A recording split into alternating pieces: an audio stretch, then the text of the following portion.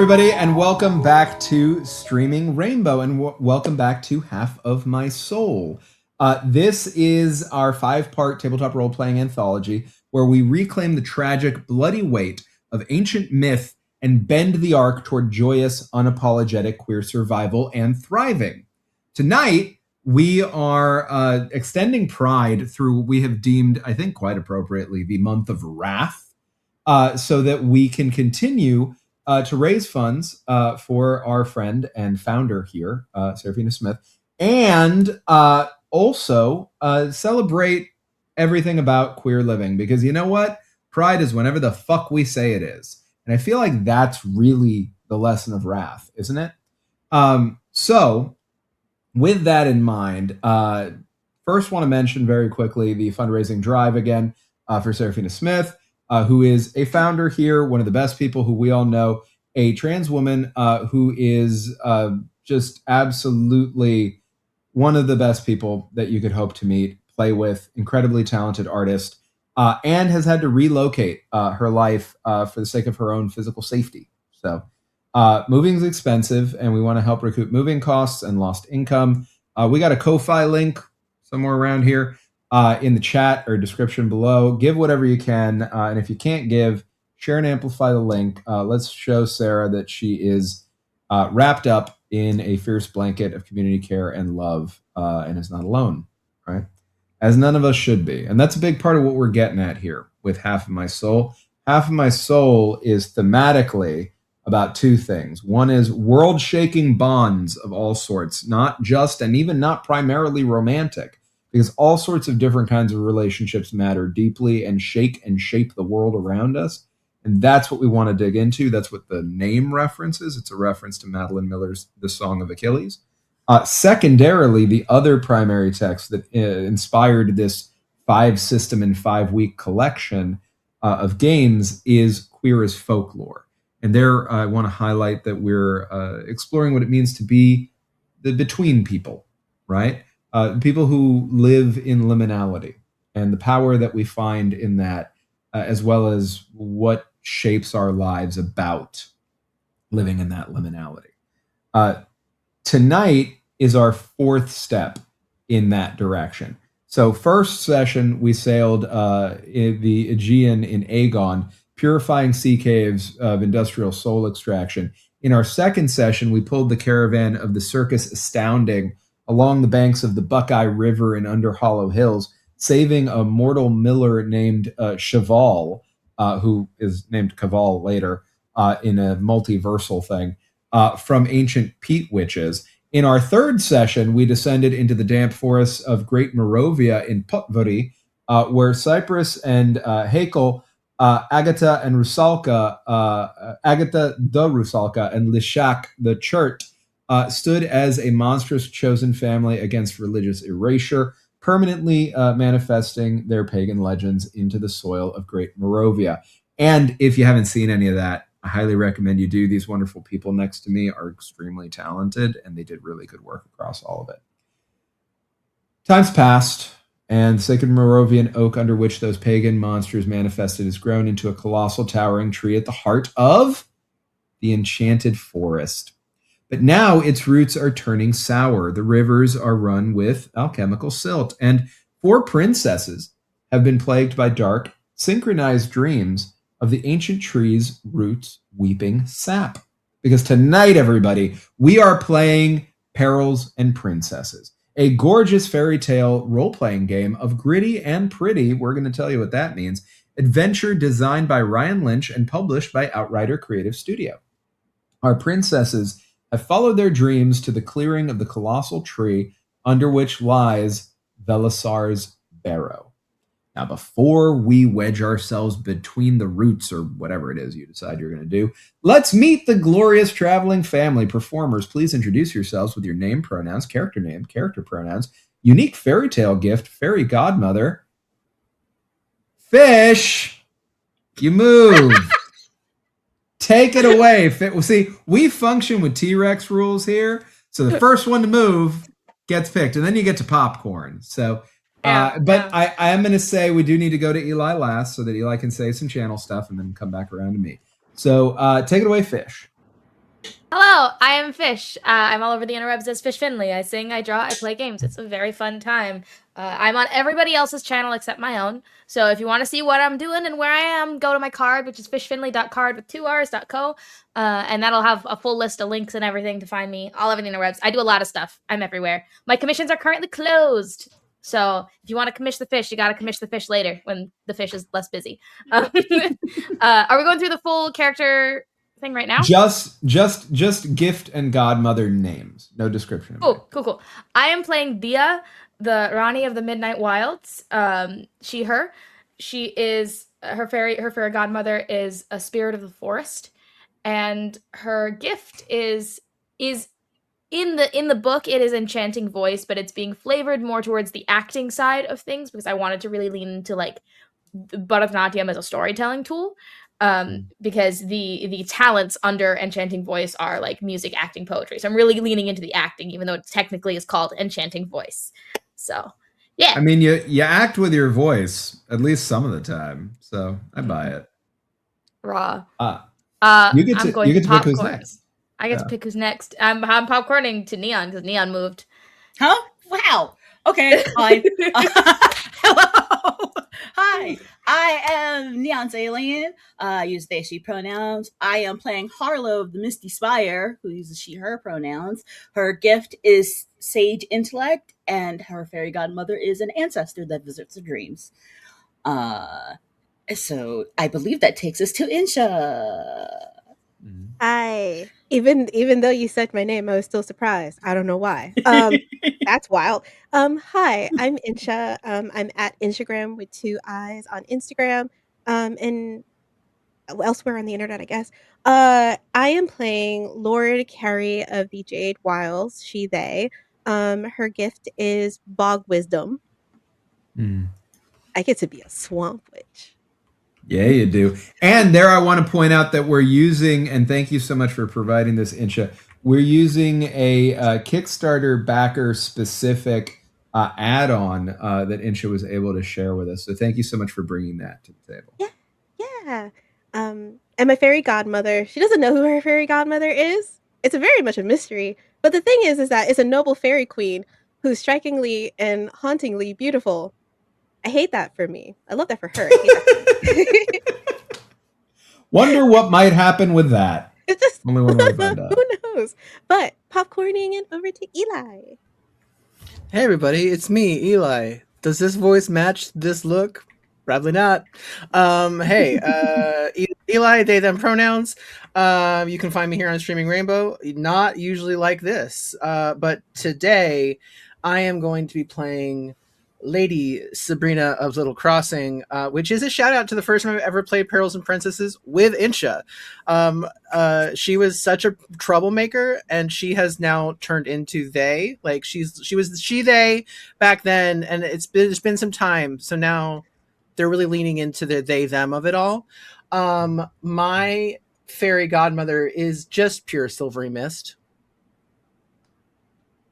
Love that. They're pretty sure it is a fairy godmother and not just a fog. Pretty sure. It does whisper Pretty things sure. poetically. They do whisper things poetically at me, and that could be for real the mist, or it could be that I'm high on perfume scents. We don't know. You'll find out about that later. Look, the leaves whisper to me, so that tracks. I see Porque nothing no wrong los with this. dos. That's my feeling. My gift is an elemental connection, and that connection is the rainbow connection. Yeah. So I have prism power, baby. I'm so happy to be Sabrina again, and I'm going to be an absolute fucking nightmare. Danny? I mean, that's what I hope for. Hi, everybody. I'm Danny Mendoza. He, him, Danny R. Mendoza, everywhere that internet things are found. So if you just put Danny, the letter R, Mendoza into whatever, I'm there. But Blue Sky is a good place to look for my TTRPG updates. And my link tree is actually in my bio there now. So you can see all the stuff I've done in the past while I'm announcing the things I'm going to do in the future. So that's me. I am your guide for this evening. The terminology that the game gives for this is GM, Game Master. I just don't really like Game Master. Feels meh. So I'm the guide. That's what I am today. And I'm going to hold these little bad boys up right here so you can see a D20 and a D4, because this is where I talk to you a little bit about game mechanics. You see, I've never actually played this game before. Insha and Eli have, as has been mentioned. Fish, Neon, have you ever played this game before? Nope, I have didn't never know played about this game. before. So I I out who here. run it, yeah, I who run it, two of those who are playing have never played before, and then the other two who have played before. Have you played a lot of this before? Yeah. So one time. So we're here to tell you you can also pick this and any other game you want to play up whenever you'd like. That's a big part of this 5 system and 5-week structure that we do here at Streaming Rainbow. We want to encourage you, play more different games. Just do it. Just grab it. If we're doing it in front of the camera for all of you, you can do it at home with your friends if you'd like. Assuming that it's, whatever kind of game you want to play. So it's spectacular, the table that we have, and I'm really, really excited for the game. So let's dig into what's under the hood, right? Unlike most RPGs that you all would be familiar with, both here at the table and at home. Someone's at the front door doorbell. Just going to pause for that. Unlike that, you want to roll low, not high here. You see, your princess has 3 core stats, which are referred to as virtues. There is resolve, which is your physical courage, able to withstand pain and swordplay. Grace, your poise under pressure and how you navigate natural or social hazards. And wits, your mental toughness and ability to channel inner magic. When you attempt a risky action, you roll a standard D20. If you roll equal to or under your virtue score, you succeed. So meets it, does indeed beat it. Rolling a 1 is a critical success. Rolling a 20 is a catastrophic failure. If you have the perfect tool or preparation, I will grant you advantage. So you roll 2 D20s and take the lower roll. If you face a severe hazard, you roll with disadvantage. You roll 2 D20s and take the higher roll. Since we're playing at level 4, because yes, everybody watching, we are playing max level Perils and Princesses for the first time that most of us play it in general. Our princesses are formidable. So they have scaled up their stats and have 2 incredibly powerful pools at their disposal. Gift dice, which at level 4 is 4d6, spent to power magic. Any die showing 1, 2, or 3 returns to your sheet. A 4, 5, or 6 is spent until you picnic or rest. We'll get into what those things mean. At level 4, rolling doubles triggers a magic mishap on our custom tables. So you'll be able to check out what that means. Heart dice, 4d4, representation of your deep horizontal bonds of, being princesses together. You can spend these during a picnic to heal, but even better, once per round as a reaction. If your fellow princess fails a virtue test, you can spend a heart die, describe how you step in to save them, and subtract your roll from her failed D20 to turn it into a success. Now, you'll note there that I went from them to her in what I'm saying, because being a princess in this situation is not formally gendered. Anybody gets to be a princess. Everybody gets to be a princess. It's not just our approach to it here at Streaming Rainbow, which is what we would normally do. It's also baked into the game. So know that going into it. Want to share a few core principles, and then those of you who've watched us do this sort of thing in the past will not be surprised to know we're going to go from there to character intros. Core principles of the game, gritty and pretty. I promised you I was going to tell you what that meant, and that time is now. You make characters inspired by princess stories and fairy tales and find out what happens when they embark on a role-playing adventure. This is the exact setting of the game is up to us, so we've done that. There are pre-written modules and settings for the game you can use, or you can invent your own. We did a little bit of mixing there. You're by no means limited to a strict fairy tale setting, although there's nothing wrong with that. What happens when your princesses go to the mythic underworld or vampire's castle or haunted catacombs?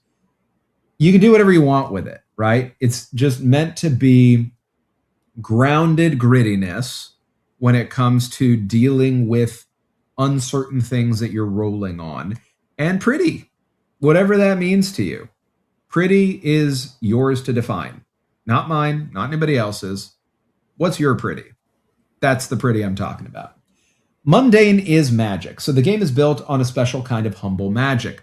A couple herbs, bit of honey, length of rope can help you on your adventure.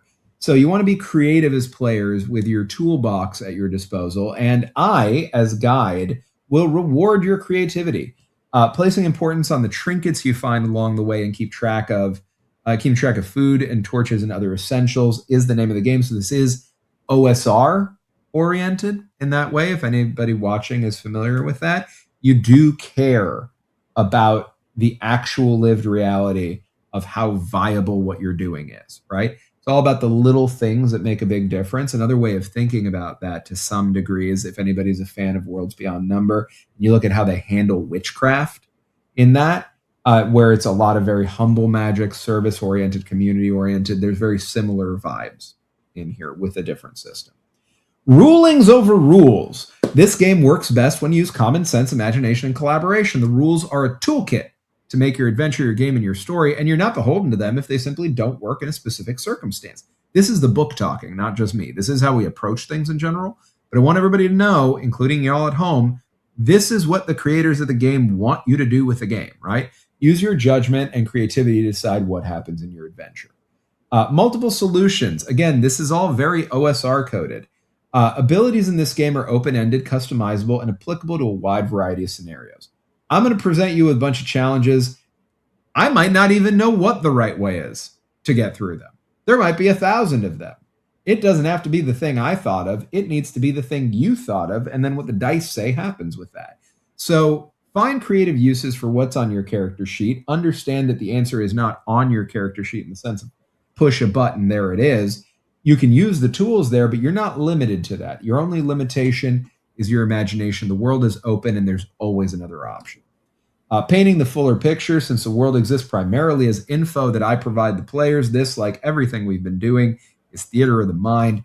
It's my responsibility to answer questions and inform you all of the stakes in any situation so you can interact with them accordingly. So on your side, stay curious. Ask me stuff. On my side, I'm going to be open and honest with the info that I find. I'm not going to gatekeep any of it. I don't do that in general, but hey, you at home who might be thinking, ooh, can I just share the information with them? Do I have to make them roll for it? Share it. What are you waiting for? Who are you trying to save it for? Now is the time. We could be dead later. Share the information. Failing forward. So I will do my part to make your rolls outcomes as interesting as possible. I'm going to have an idea of what happens when I ask you to roll. I'm not just going to ask you to roll for fun. And on your side, you're going to have to come up with solutions that may not even require risk of a roll. And here's where the OSR comes in again. OSR meaning old school Renaissance, for those who may not know. There are a lot of times, there's a phrase from OSR called, I'm paraphrasing, but combat is a failed state, right? Where the idea isn't like, ooh, combat bad. It means if this is a real world with real stakes, generally speaking, you're not going to want to have violence put upon you, probably. So when you can find solutions that don't require that, maybe do that, if you're into it. If you want to take violent action, do that too. I get to enjoy the game either way. Playing the role, you're role playing, you know that part. Telling the story, hey, you know that part too. So that is it, everybody. That is the basics of the game. It's very, very simple and very, very fun. And from there, we're going to go into our character introductions. See, I can't completely do T-Rex rules because I saw Eli move first and I promised Eli could go last. So I got to go to the person who moved the most after that. And that is you, Neon, because you looked up and moved your head over a little bit. It would have been Fish with a little bit of eye movement. But Neon, you moved just a little bit more. Insha, you're the one who's going to survive Jurassic Park the most seamlessly. I want you to know you're in the right. As soon Can't as believe you're you coming at me for my clearly inability to sit still. as soon as you stopped talking, I stopped moving. Just I I stayed froze my too, ass and then you said readily I saw still. Eli, so I thought it was safe, but I didn't process the rest of the sentence, No. and I went, "Oh no." I called dibs. Yeah. So I will say though, given that order of operations I just saw, we are going to go from Neon to Fish to That's Insha to fair. Eli. That's fair. That's That how is that's fair. gonna go. So let's find out how our princesses enter Velisar's barrow. Princess Harlow. No, sorry. Princess Harlow's right. Lord Harlow is right. No, Mhm. but okay. Princess Harlow. Where do we find you? You said we're entering the barrow. Is it like a city or like a little town or? So it's essentially, think of it as a barrow being sort of like an underground place to live. It, Oh, it okay. is it is kind of towny in the sense that people live there. Mhm. But you are entering it to because a dream told you that something Mhm. bad is going on in the enchanted forest, and you are Mhm. making your way toward an ancient tree. Got But it. beyond that, it's up to you. Whatever happened in your dream, it's not my business. Where you're moving through, what it looks like, what you look like, what you're doing, that's Mhm. all up to you. Okay. So I feel like you kind of see Harlow entering a little like kind of like not quite a tunnel, but like you know how caves make those like natural kind of walkways, kind of going downward. And she's not very tall. She's like 5'1", afro, like kind of loosely curled, glasses, dressed pretty formally, if like a bit more like a student than you would suspect a traditional princess's garb. She's got like one book like wrapped around like this in her arm, and then the rest are in a bag, and you see her kind of dodging like water dropping from like rocks above her, and she is heading down, not looking particularly worried. You know, her nana talks to her in her dreams a lot, so she's not really put off by what has to be done. But she just it's very moist down here, and it's not good for the books, so she's a little worried about that.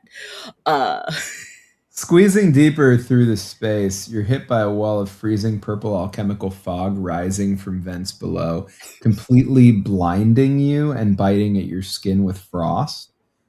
You're a master of high heights, carrying elemental connection to air and mist, yeah? The alchemical fog in that context is a bit of a desecration of your home elements. How do you respond? uh, I think uh, Harlow kind of digs around in her bag and pulls out her writing kit, and dips a like the first two fingers into the ink, and then just makes a couple drawing gestures into the air to kind of make a little like whoosh of air Mhm. to try and clear the pathway in front of her. So is that the spending of a gift die I to Yes, command I the would like to. winds? It's just a. Where is it?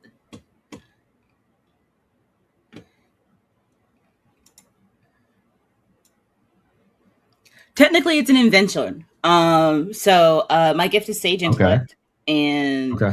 uh, basically, it's like I have like a glyph system that Okay. makes like the. I don't think I can do magic inherently, but I figured out how to make magic spells work with this glyph system. So I that's love that. how. Okay, so are you mechanically speaking, are you spending a use of that item or is it like a reusable item? How does that function? I can spend time and roll for gift dice to create a wondrous, helpful invention. I'm not sure how much time I would need to spend if it's 4 die. Where does it say that? And I can help you find Oh, it. it's on my character sheet. It's under special ability invention.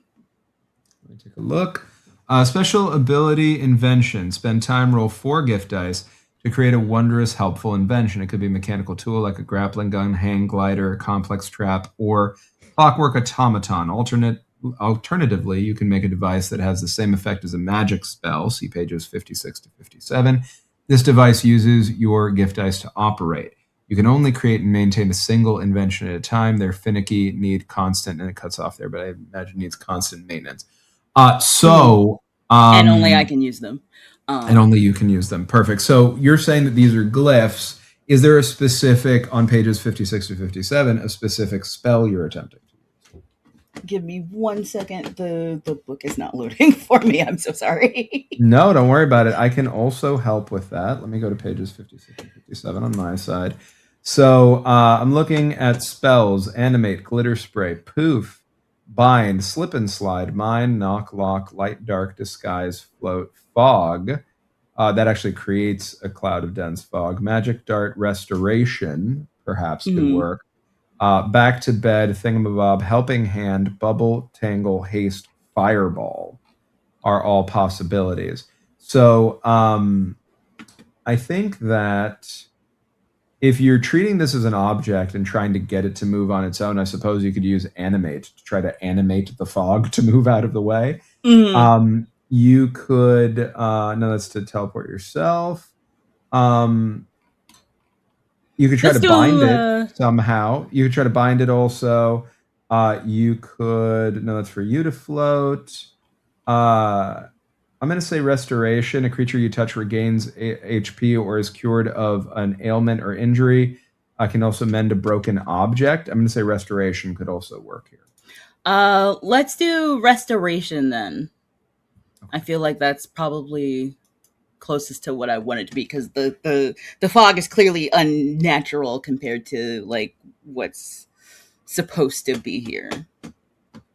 Okay. If I'm understanding that correctly. Yeah, since it uses your gift dice to operate, and you use it one at a time, I'm reading this also as though your 4 gift dice basically give you 4 uses of this item.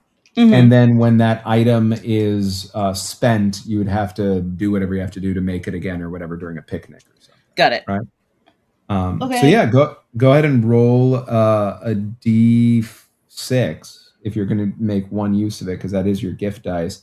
And you can compound that with your D20, because this is and here let's have our simple guide next to us.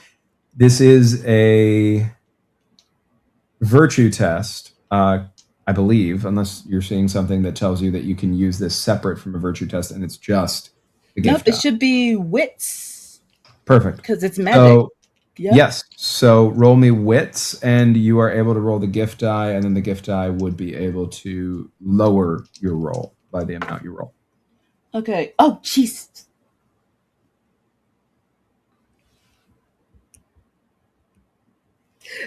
How does the gift die lower it?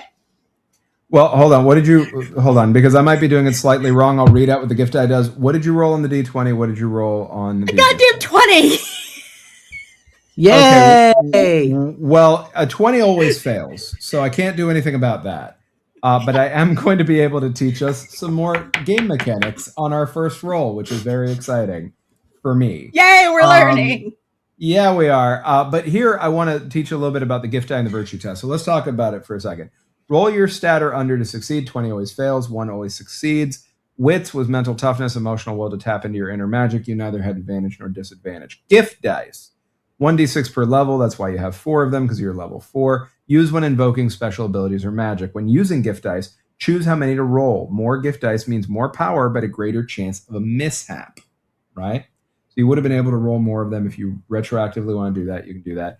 On a 1, 2, 3 gift dice return. On a 4, 5, 6, they're used up in return after a rest. What did you roll on your gift dice? 2.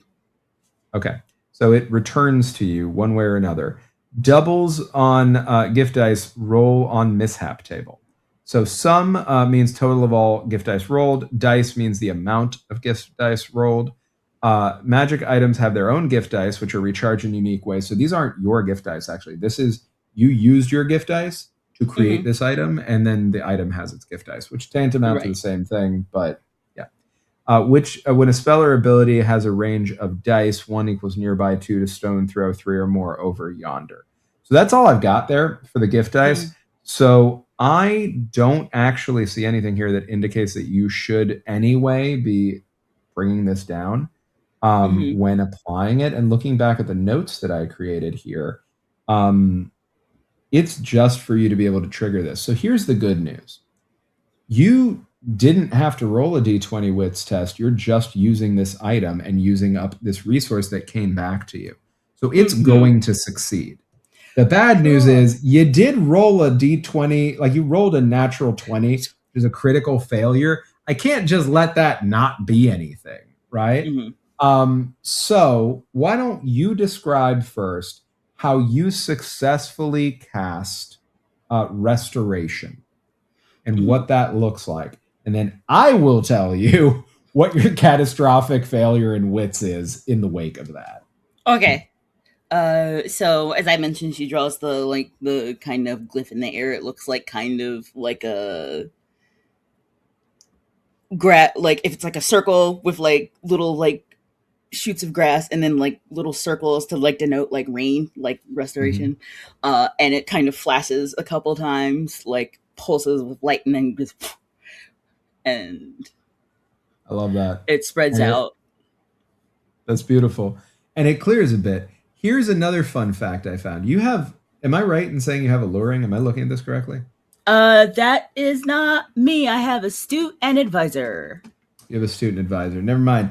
See, if you had alluring, you would have had advantage on your wits roll, and I would have been able to let you out of that on the d20. But you don't. And a student advisor do not give you any kind of advantages on your wits tests, correct? Correct. Not in this specific instance.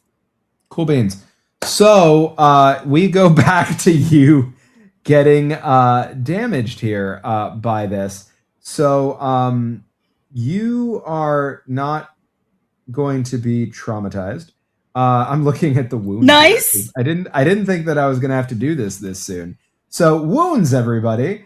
Once you there's a wounded table. That's when you're at 0 HP. You can't act or move until stabilized with healing or magic. Roll a d8 on the wounded table below. So no, don't have to do that. What I am going to do is antics. Grab it. No. Don't worry, you're not traumatized. I'm so happy I'm not traumatized. I'm gonna hold a second to figure out, guys. I'm gonna hold a second to figure out what it is I am gonna do to you. And in the meantime, Fish, go ahead and do your introduction. This is I know Neon basically lives here now, but they are a guest in our house, Danny. Please. I know. Neon's my friend. Ooh, I found something. You know what I'm gonna do? I'm gonna make this fun.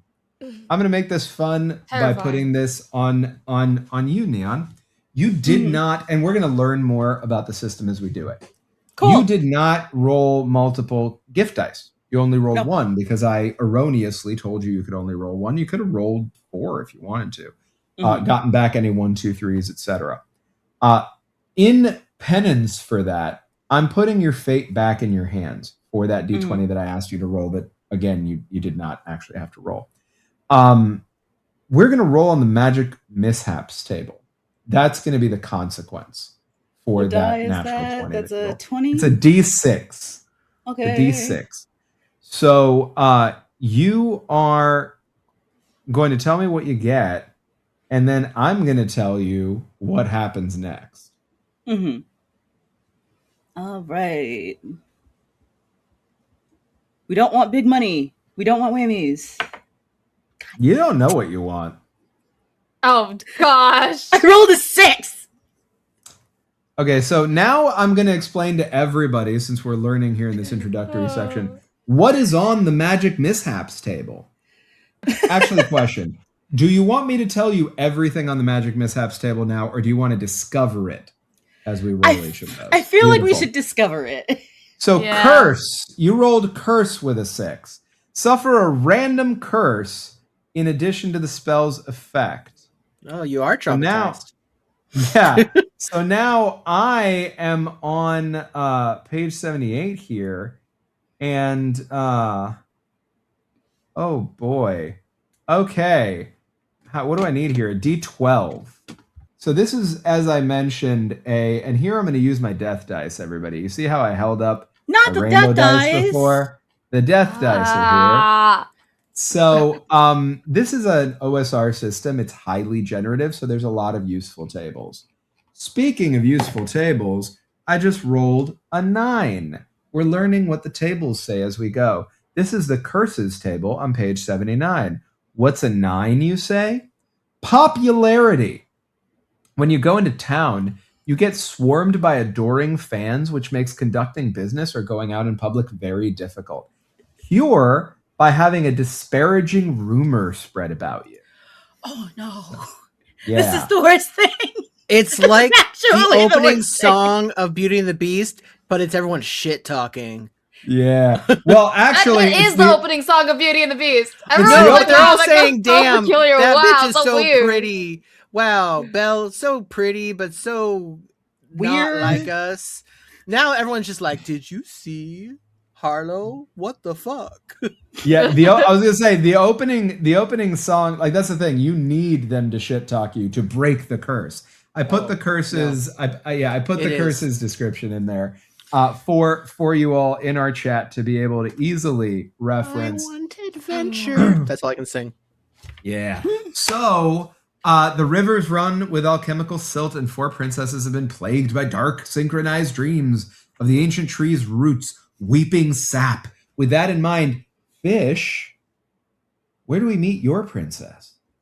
My princess is hold on, we're pulling up a reference image so I can be descriptive in my explanation here. So my princess is I think we find them taking a nap amongst the brush.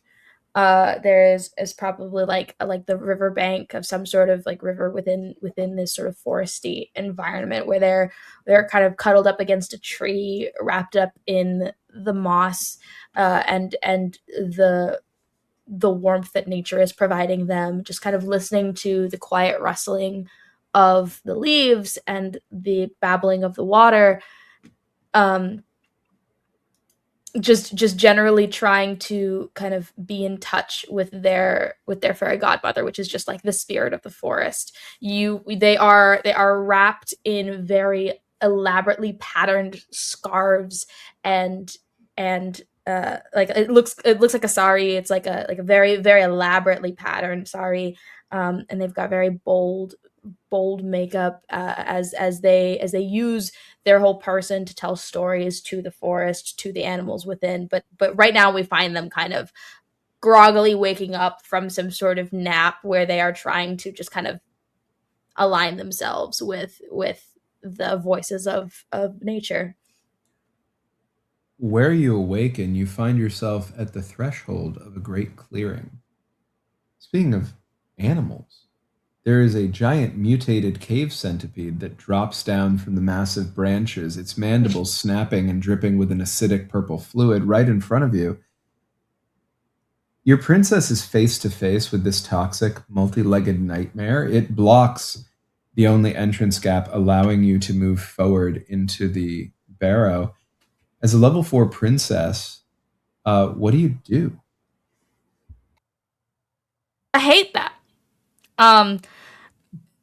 I think that I am going to use a special ability of mine called Shatter. Um, the details of that ability say you hit the perfect resonating high note. All creatures within a stone's throw, not you but your friends if they aren't prepared, take damage or half on a successful save. Any glass, crystal, or other brittle objects within this area crack and shatter. Doesn't affect creatures that can't hear you or objects that are covered with thick fabric or other dampening material. But instead of it being like I'm singing a super high pitch, it's I kind of stance up into this sort of terrifying like pose, trying to almost convey that I'm bigger than I am. Mhm. I make this sort of the voice that comes out of me is it sounds more like instruments than a voice. It sounds more like the like a tabla and a sitar and a couple of other like instruments that you'd otherwise see accompanying a dance like this. And the idea being that it's trying to I'm trying to seem bigger than I am. I'm trying to like almost like the force of my presence to shatter this thing. Okay, understood. And do you happen to know what the save is in this situation? It just says on a successful save. Let's see. I will be looking on my side as well. I don't have any idea. What? Okay. we're looking through the PDFs here. We got it. It'll come up. Yeah, While we're looking at those saves, that's interesting.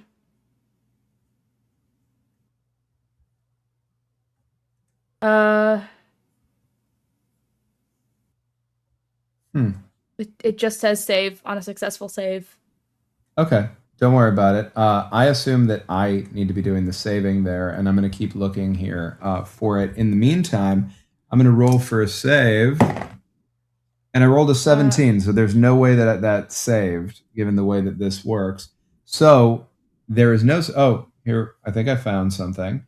Let me see. I don't have different kinds of saves. I have a single universal save value. Okay, perfect. So it's just mine. And absolutely 100%, 17 does not make it. So, from what I'm looking at here. Yep. So, with that in mind, you are able to do the full damage that you... Which dice is the gift dice again? D6.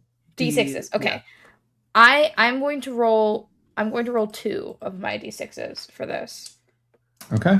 Remember, 1 to 3, you get it back. 4 to 6, you don't.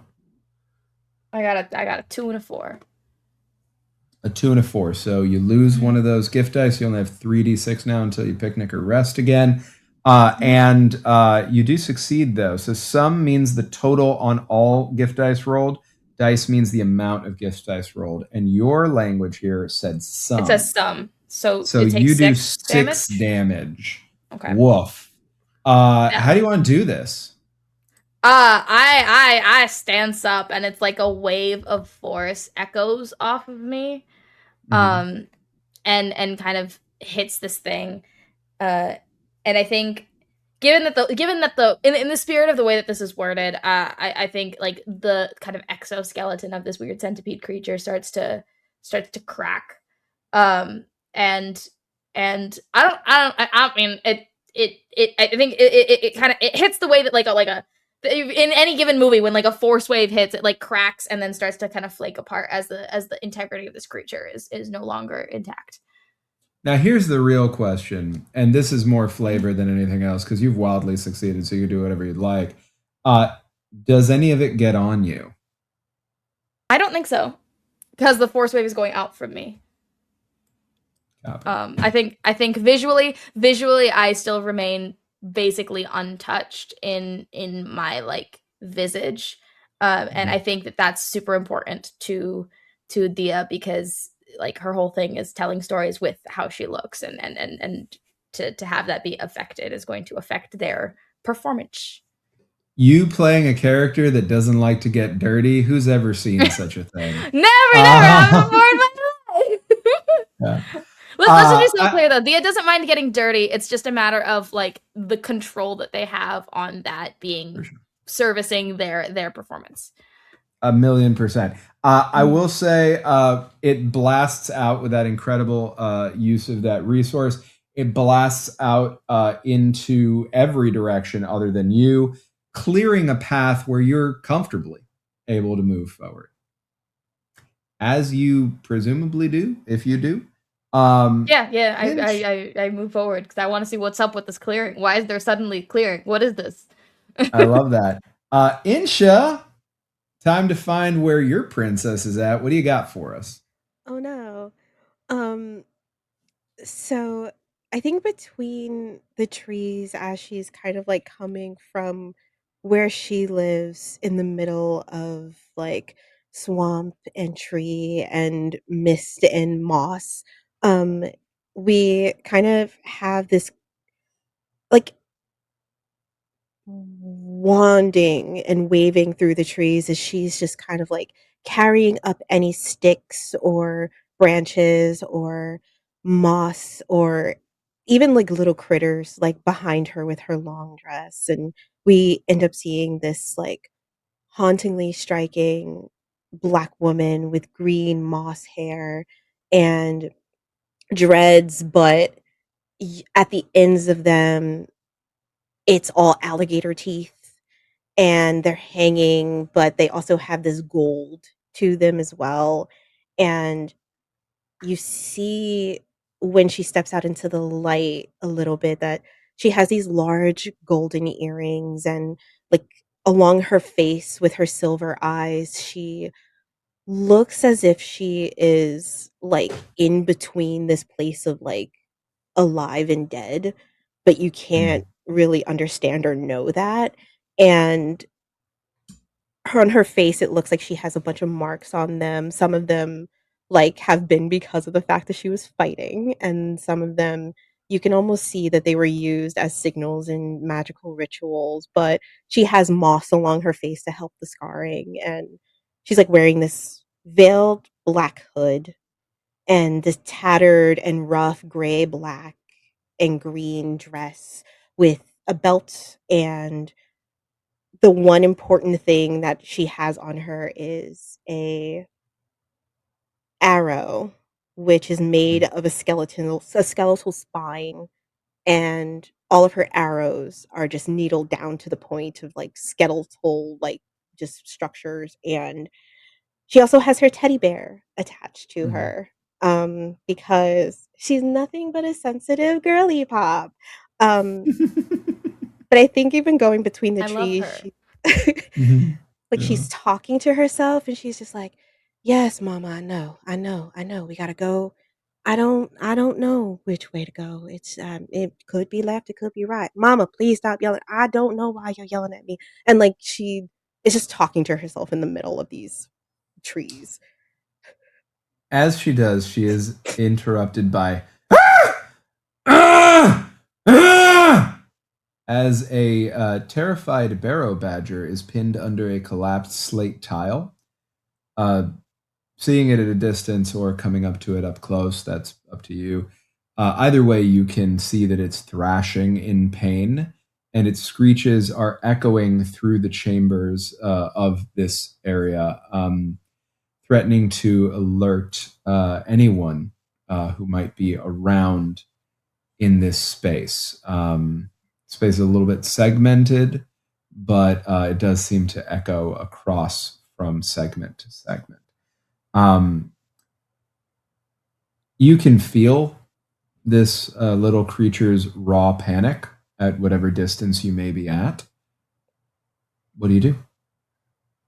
I think immediately she would, like, run over, put her knee down to the ground, put her hand over his mouth, "Shh, shh, stop, stop. You're gonna alert people. Stop it. Now, I can remove that, or you could stay here. Which one would you like? I know you don't want the second one, so." Looks over at you with fear, trying to understand if they can trust you.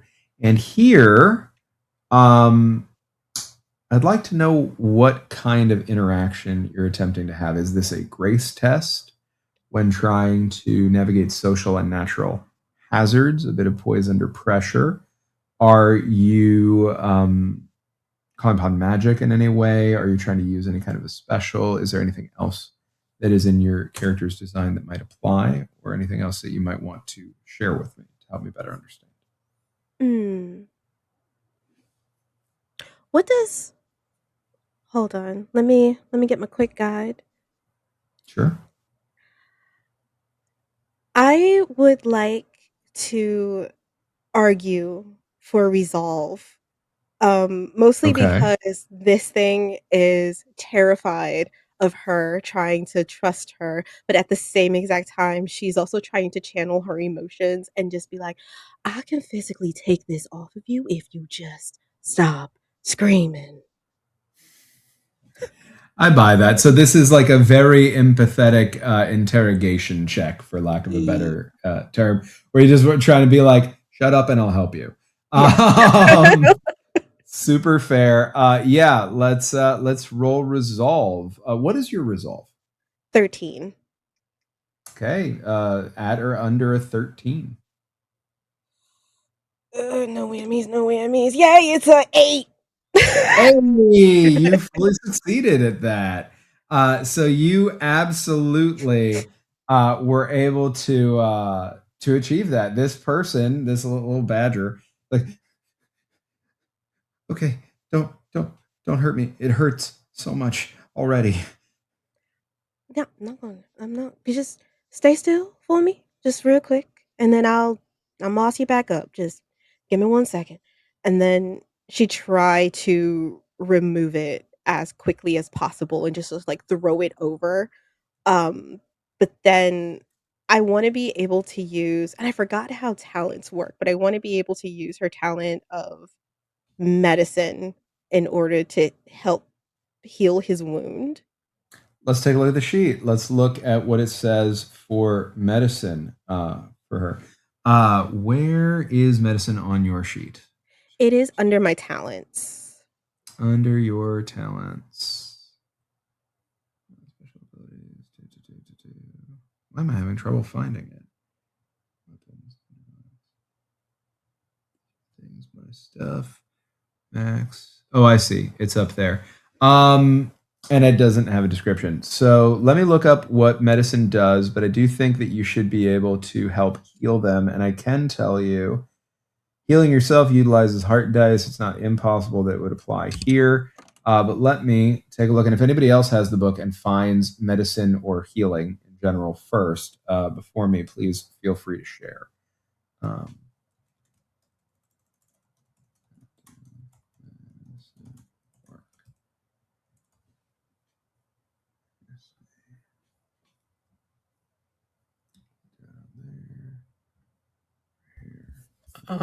There. Well, this is for wounds. This is for princesses. Yeah. Which is a healing thing. Now, do you have now? What I will say is, if you're utilizing a kind of magic, I have that answer a little quicker at hand before I navigate away. Because I did find healing, healed in a few places. There is again restoration, which we already saw, which the range is at hand. Right, a creature you touch regains some HP or is cured of dice ailments or injuries. Can I'm also I'm mend a broken object. Go ahead. I'm seeing on page 52 that it says when you're wounded, your friends can use an action to test their wits and attempt first aid, but having a healing kit, healing talent, or similar item means you can stabilize without needing to roll. Beautiful. So you have a talent for that. You don't need to roll. It just works. Done. Thank you Yeah. for that. So describe it working. I think immediately she would take the bottom of her dress, like just it's already in tatters, so she would just like rip it off and take some moss that is on the end of a tree and then look at this badge and just go, okay, I'm going to tell you this because I know that you're probably going to go on a whole other different journey. But if you can go that way instead of that way, I'll be very much more appreciative. Because if you go that way instead of that way, I will take this bandage off and I will make this wound worse. Okay?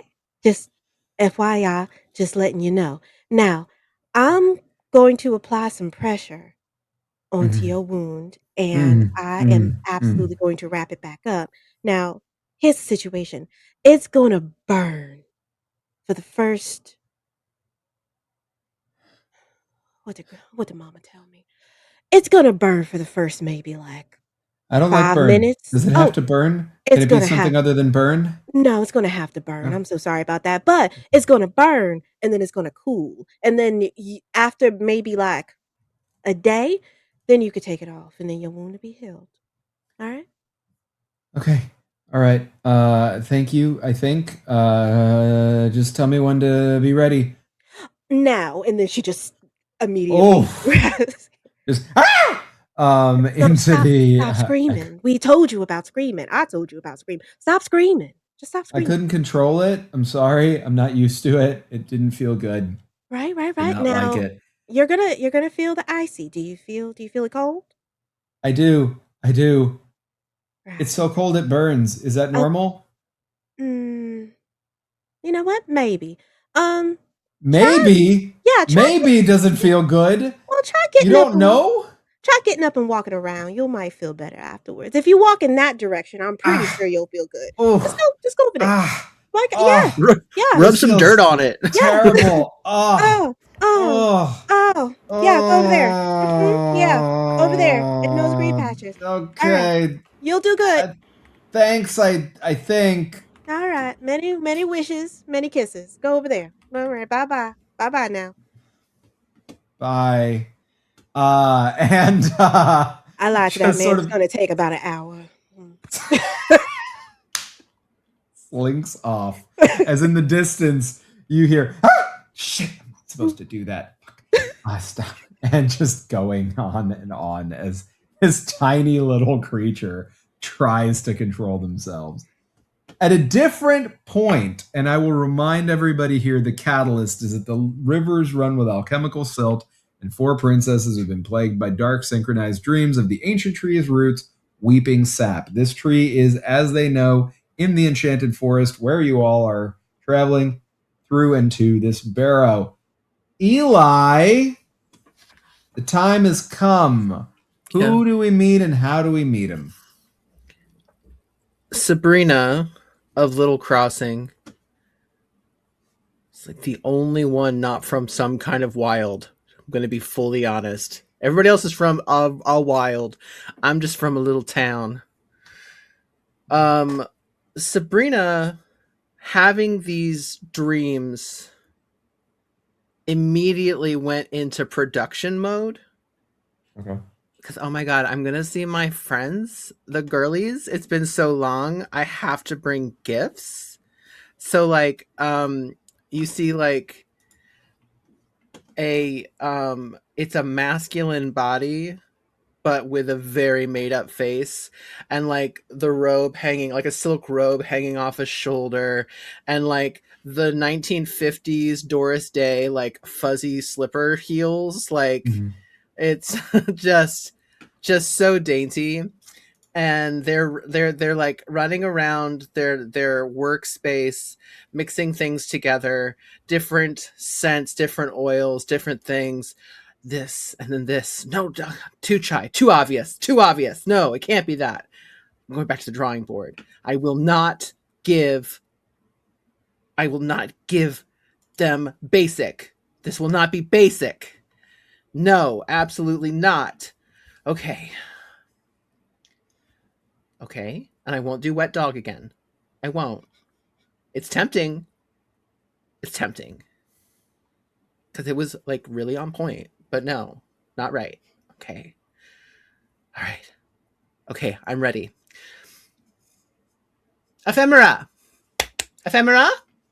And I'm going to use one of my gifts, which is I can summon a small elemental being with a certain amount of HP of my element, so it's going to be a little rainbow glob, a little like those flubber guys, but just rainbow. Mm-hmm. So an anthropomorphic rainbow flubber guy.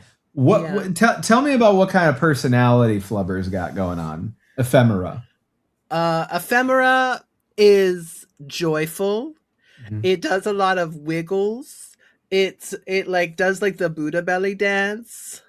It just like is there to be happy and joyful and possibly distracting. It doesn't speak. I can speak to it. Okay. Of course, because I can speak to anything with my element, which is rainbows. And sometimes, oh gosh, what is that movie? Did anybody else see the movie with the fire girl and the water guy? I didn't see it, but I do know what you're talking about. Mhm. There's a scene Shark where Boy he and Lava Girl? no Elemental. No. Elemental. Elementals. Yeah. Elemental. I think that says a lot about me that Shark Boy and Lava Girl is the first thing I thought of. Anyway. I would never. Fair. I'm too old for that shit. I saw the first Spy Kids. Nice. Ephemera can do the thing, which is being a rainbow can like focus refracted light, like the Pink Floyd album, and like send like Care Bear stare, like Yes. like just shoots of rainbow at people. He goes, ah! I'm So of the I have- exact right age to love that you just Care Bear stared me. I'm gonna give Care you Bear advantage stare. because I feel like Yay! it. Because you said Care Bear stare. It's all it took. Ephemera. Everybody. Yeah. Ephemera. Get the bags together. And it's just like and it just like floats around and just like clumsily is like putting perfume bottles into a very colorful bag. And I tighten I grab another robe, but it's like a traveling robe. And I'm very nomadic looking and wrapped up. I grab my parasol and I head out for adventure. And also to see my girlies. I'm so excited. Hi, girlies. Yeah. I love that. And so, cut to me in a dark, creepy forest, seeing mist and being like, that's not my godmother. Okay. That mist has bad vibes. You are shitty vibes. What the fuck? Chill. As you say what the fuck chill directly to this mist, there's a root fissure, a dense barrier of thick alchemical vines in front of you to the side of the mist that is weeping a foul-smelling alchemical sludge. That sludge is actively hissing, dissolving the natural stone. So, as that occurs and you watch this tree weep, a dangerous liquid, what do? What am I gonna do? I'm going to.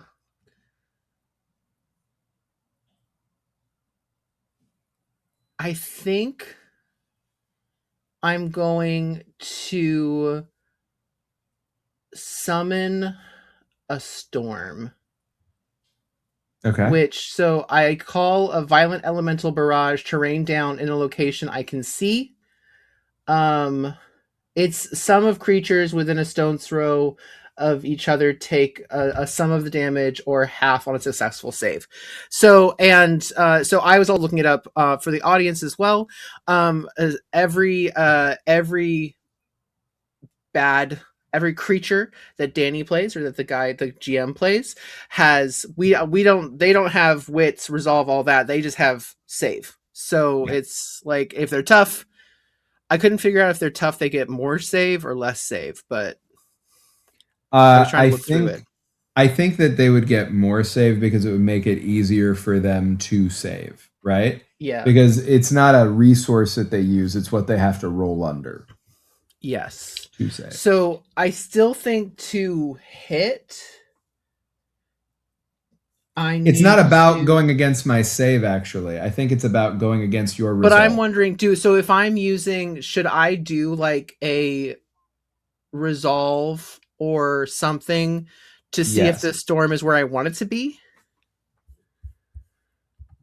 Where is the exact language on the storm itself? The ability is that storm on your itself? sheet? It's on my sheet. It's my third. It's my third ability. You have to spend. It's a special ability, so you have to spend gift dice for this, and the sum of creatures within a stone's throw of each other takes some damage or half on a successful save. So you do not in D&D terms. You don't roll to hit. It just hits or I save, right? And cool. I could tell you that this thing Ooh, it did save. So it will save, so it's going to take half of whatever you do right now. Okay, cool. I'm going to do 3 gift dice. So just in case they roll 4 or over. Yeah, I'll do 3. I'll do 3. To see. Ephemera, go help.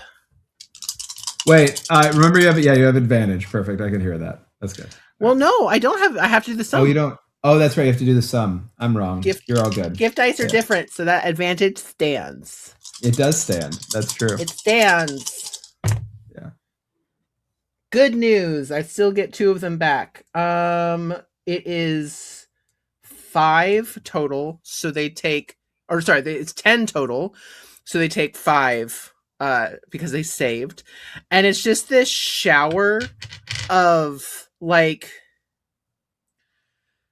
it's that cinematic thing that you see of like sparks of electricity and lightning falling, but it is painful rainbow glitter, like, and it's just like raining down and like washing away and like sparking through the mist and the shitty fog and just all of this and like lighting things up.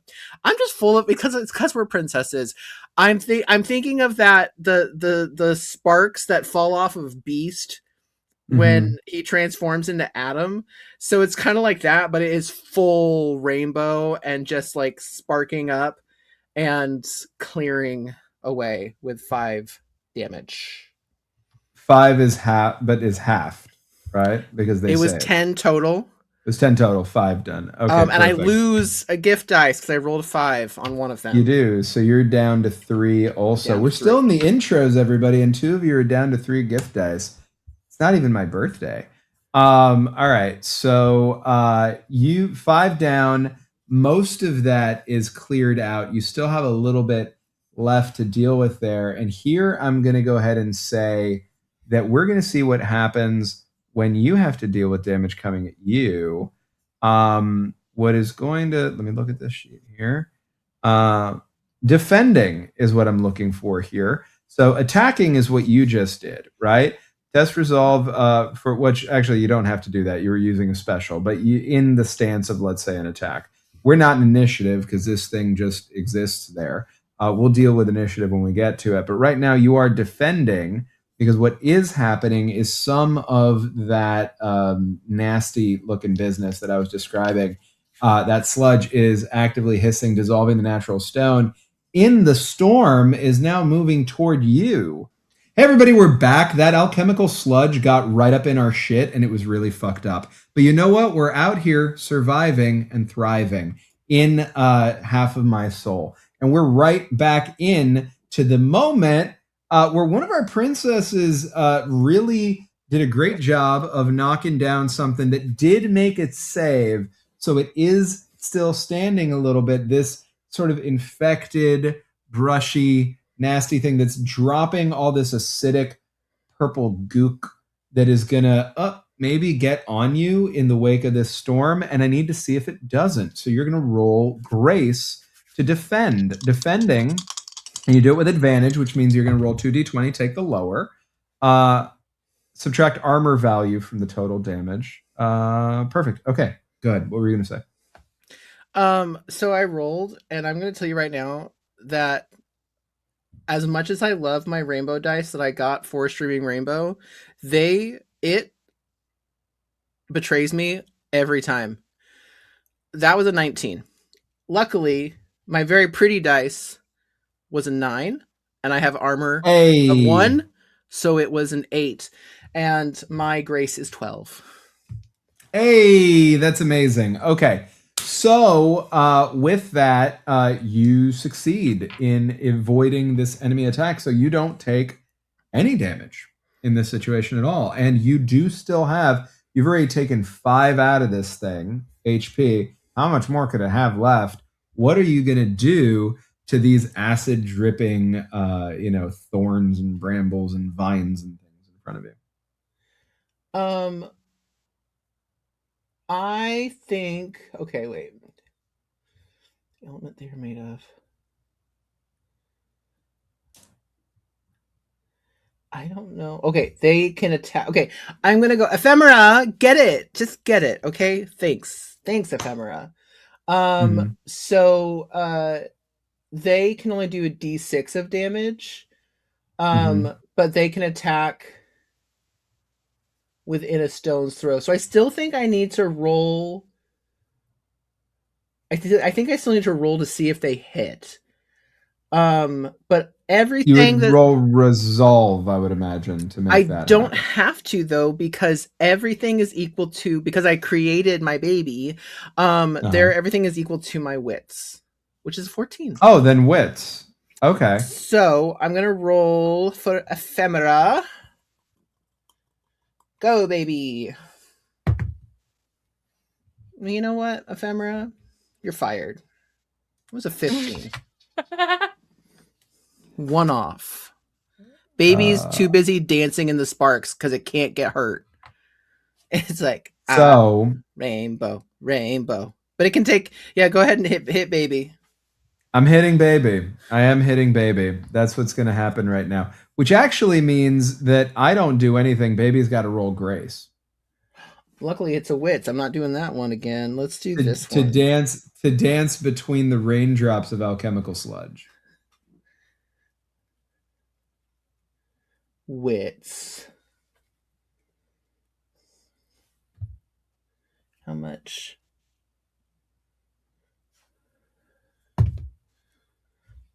Good news. That is a 9. Let me see. When I made this, I had all of my. I'm still gonna do 3. It's got 9 hit points. Beats it. Right? So So you're able to get under there. no. So Yeah? I'm fine because wits is what it Oh, you're has. fine I just there. have to see. I have to see Oh, how I many see hit what points it has. you had to decide how many hit points it had. So it has Yeah. 9. It has 9 Okay, hit points. well, again, it dances through the raindrops because from what I'm looking at with defending here, there's no damage that it has to take unless I have a move that would allow for it to take half damage on a save, whatever, which is not what's happening here. So, yeah, it makes its way through, and you or it is able to take another action. I think I'm just gonna get frustrated and like hit it with my parasol.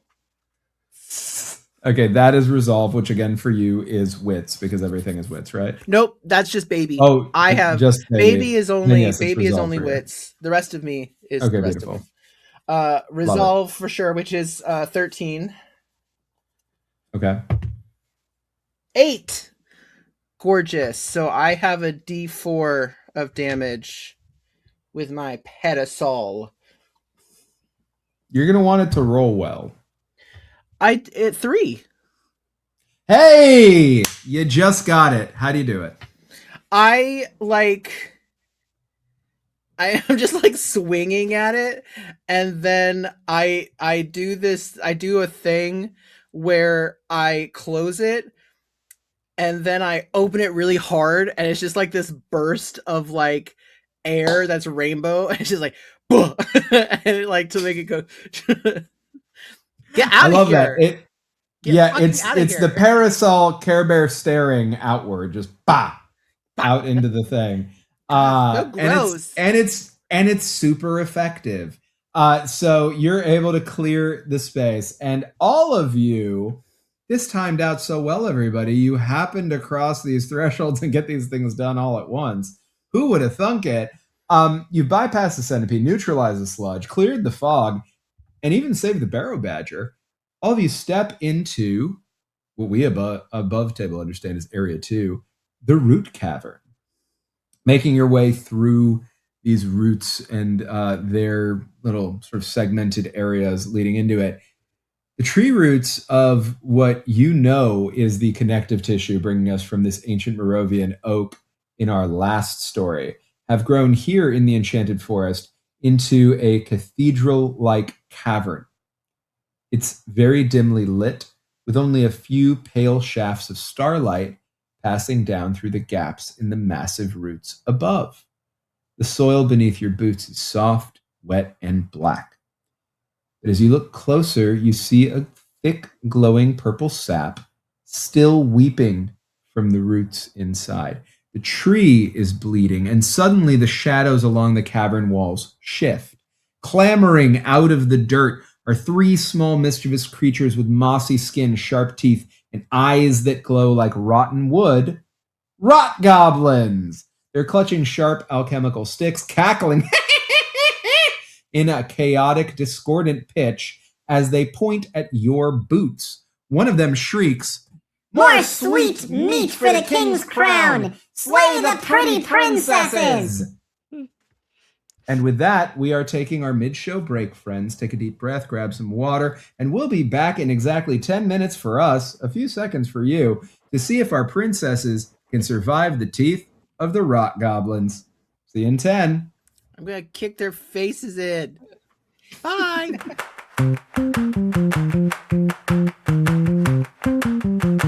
Welcome back, everybody, to Half of My Soul on Streaming Rainbow. If you're just joining us, welcome. Thank you. This is pre-recorded, although we put it out live at first. So if you're watching it live like that, maybe you can't go back yet.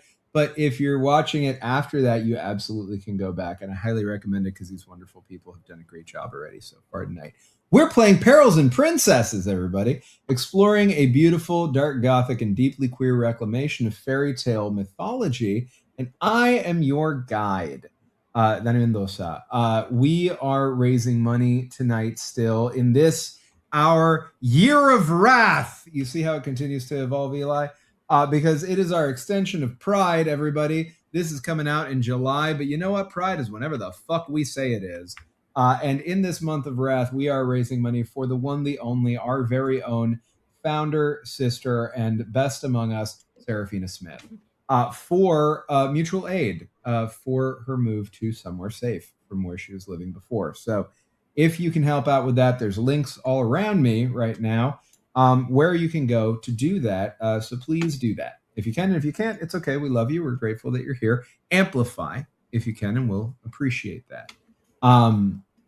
With that mentioned, let's step back into the root cavern. Fade up on our princesses. Root goblins are cackling. And sharp alchemical sticks are raised, ready to strike. I'm going to ask everybody to roll initiative. And here is where we go over how initiative works. It's a wits test. If you're successful, you act before the enemy. If it's failed, you act after.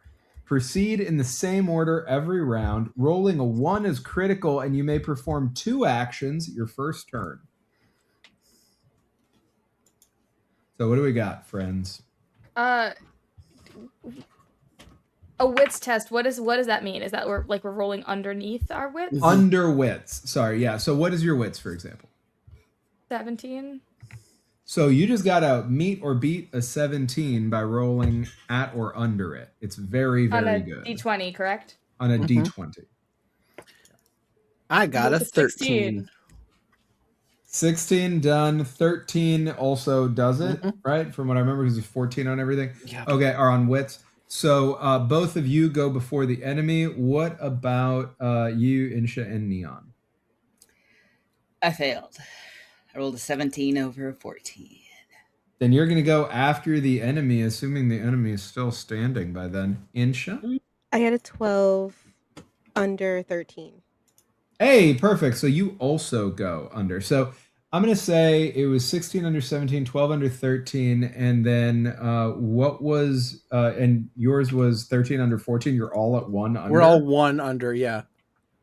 All right, so you could roll these, or you can just decide amongst yourselves. All 3 of you decide to go, are able to go. You can combine your actions however you'd like. Functionally speaking, all 3 of you go. Then, if my little pitiful rock goblins are still standing, I go, and then Neon, you'll go, and then we get back to the top of the round. Cool. Oh my God. I am totally cool Girlies. with going after the 2 of you because I think that Dia would just be like, "Excuse me, what do you mean? What do you mean? My shoes? What are you talking about?" Don't listen to those little assholes. Hey, girls. Hey, everybody. Oh my god, it's so good to see you. I have presents, but first, okay. I am going to.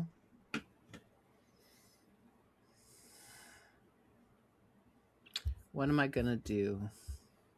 What am I gonna do? So that you know, they're not a mob. It's 3 individual rot goblins that are in front of Got you. it. And Insha, you say your character's name is Kier? Kira. Kira. Perfect. Okay. Kira, do you have a plan? I can just hit them with stuff. Like, I could blast them. I could rainbow blast them, but like. Well. No, I don't want to do that, Mom. Sorry. These are the voice in my head. I mean, I kind of want to use this, but I don't know how this is gonna make. I don't know how this is gonna do. I want to use Swamp Dweller's Touch. Okay. Talk to me about it. At your touch, transform other creatures into humble, swampy forms, and vice versa. Unwilling targets must save or be transformed into a frog, toad, newt, bug, or other boggy creatures for this amount of hours. If the target is already such a creature, you transform it into a larger, intelligent humanoid version that may speak to or even allow you for the duration or follow you during the duration. If the target was cursed to have its form, the ability breaks the curse. I want Okay. Yes. I want to use this in order to turn them into little buggies and then just kind of be like, we can squash you. We can squash you. So you'll be able to do that to one of them because they're 3 different units, and it looks like here at your touch, you transform other creatures into a humble. So I think you need to, or if you're arguing that you're touching all 3 of them, you can find a way to do that, and then I will roll 3 individual saves. I want to touch one of them, try to turn them, and then make an example out of that one. Okay. Hey, guess what? They didn't save. They rolled a 20. So that super works, I guess. Never mind. I was gonna say with a 20, maybe she has 2 hands. I buy it. Happy Pride, and more importantly, happy Wrath. Sure, 2 of the 3 get transformed on that nat 20, which in this game is abysmal. And you are able to determine what they are. So are they just little bugs, little gnats? What are they? They're little cockroaches, but I just have them in the palm of my hands now, and I'm just like,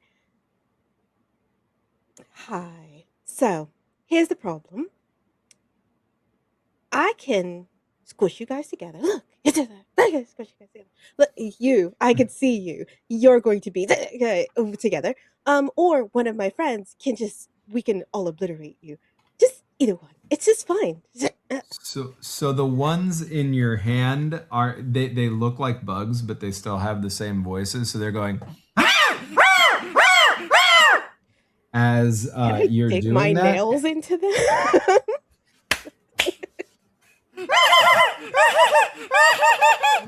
I do need you to roll at least 1 gift die. Yep. Because it's the use of a special, and then the sum of however many gift die you roll, what the sum meaning the sum of the totals you roll, is however many hours they're going to stay these bugs if you don't just like kill them. Okay. One is a 6 and the other one's a 5. Unfortunately, you don't get either of those gift die back, but the good news is they are going to be cockroaches for the next 11 hours. So congrats on that. You're down to 2 gift die until you picnic or rest. That's the first turn. They're freaked out. It's not their turn yet, though. 2 of you are still fully able to go before they're able to do anything. What do we got? I think Dia Yeah, are you gonna? I'm gonna rainbow blast them. So like, whatever you want to do first. So I think basically Dia generally speaking is very stone faced, Mhm. unless they're like intentionally expressing. They're the autistic in the room who like needs to put effort into emoting, and so like they're just vibing until they like actively express emotions, and so um they look at this event that's happening in front of them, and they kind of crack a tiny little smile, and then they look to you, Sabrina. Sabrina. Yeah. I'm so sorry, my brain and names are not having it today. They look to you, Yeah. Sabrina, and then they just kind of gesture like, go for it. Murder them. Amazing. Kira's got those two. I don't want to mess with that. So, hey, little friend. Hi. You're gonna get blasted with a rainbow. Okay. Okay. And What? I'm gonna use. You're gonna get blasted with a rainbow. You're gonna die. So I can I fire. don't know if he five... has time to say something else. Go ahead. No. I'm gonna fire a 5-foot wide elemental blast in a straight line, anywhere within a stone's throw. Anyone in its path takes the sum damage or half on a successful save, so it can try to save. Guess what? It didn't. It Oh, rolled no. a 17. Yeah. Oh, wait, hold on, guys. This has nothing to do with them failing, but also we still have advantage from our game of Under Hollow Hill. Yes! Oh shit. Okay, this is an advantage because I just have to fire magical rainbow at them, but I will keep that in mind. Mm-hmm. Yeah. I'm doing two. Definitely hold on to that. No spoilers. You might not need it for the rot goblins. It might be good to have it for something else. Well, Got I it. lose another gift die with a 6, but I keep one with a 1, so that's 7 rainbow damage. How do you fucking obliterate this central rot goblin with a rainbow? It's a rainbow, baby. Aw, goodbye. Bye, sweetie. I like the idea that perhaps the goblin rides off on the rainbow, being like blasted in the chest. But yeah. And as they go, you hear it just say, All that you touch, all that you see, all that you taste, all that you feel, all that you love, all that you hate, all that you distrust, all you save. It just gets quieter and quieter with the Doppler effect. as it goes, as it goes into the distance. And yeah. Hey, what? That's oh well, it's gone now. nothing. All gone. And you hear I think Dia responds with I believe that they said, and then we'll mimic their voice exactly to say exactly what they said. I love that. Perfect pitch. Guess what though? You're still in initiative with the 2 cockroaches in the hands, and it is Dia's turn. So what would you like to do?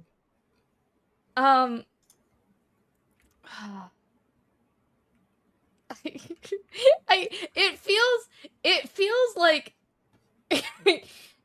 I don't know if Thea would want to do anything, because this very much feels like Kira's moment. Like squish him, homie. Like, what am I gonna do? Reach into your hand and stab him myself?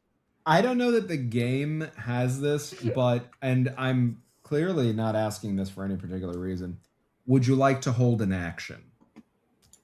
High five.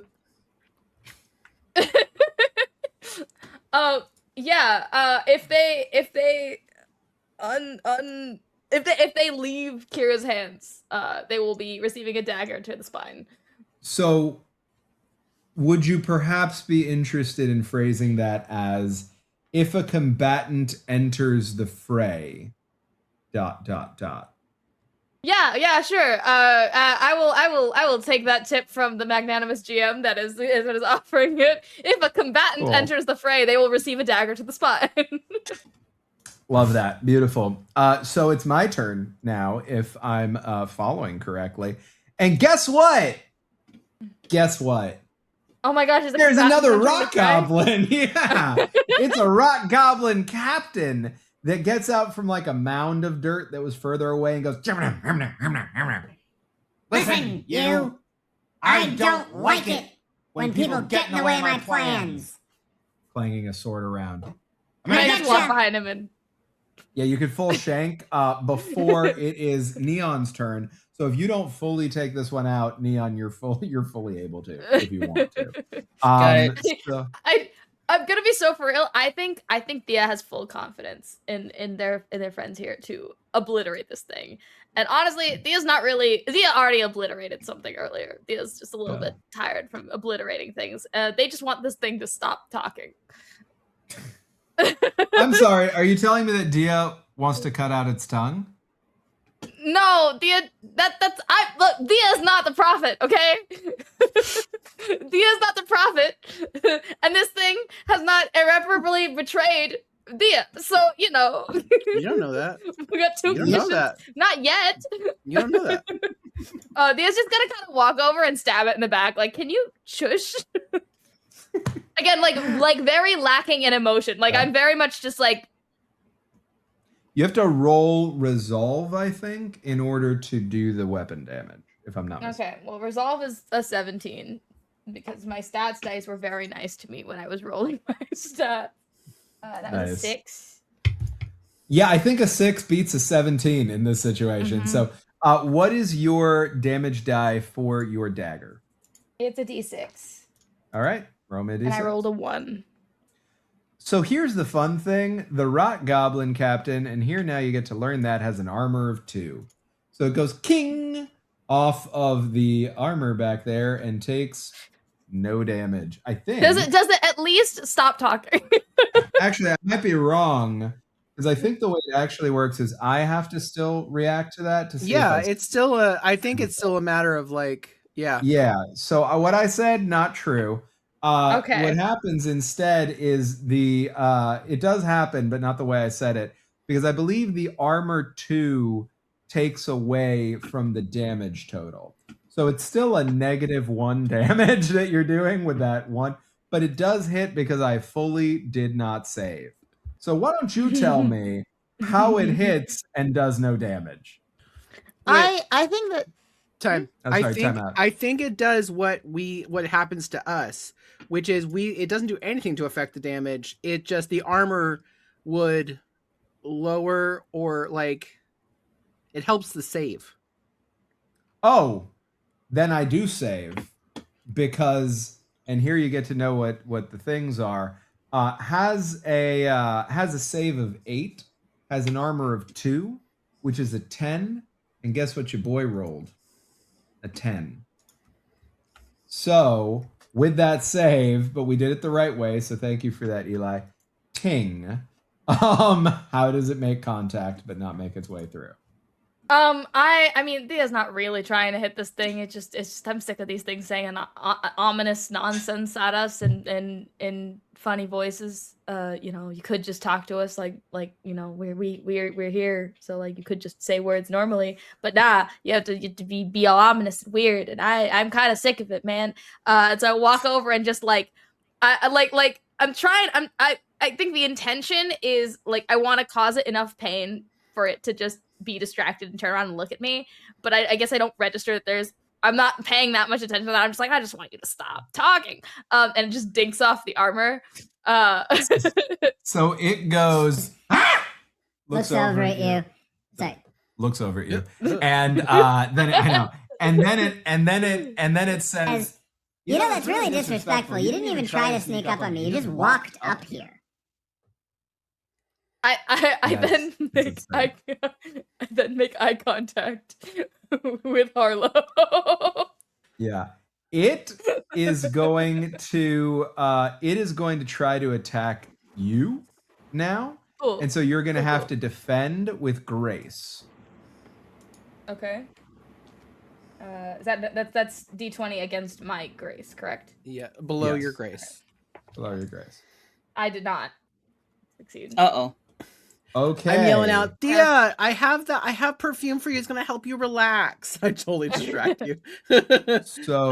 So death dice are back. I'm rolling a D8 here. Now you know that the sword has a D8 going for Rock it. Goblin, chill out, Rock Goblin.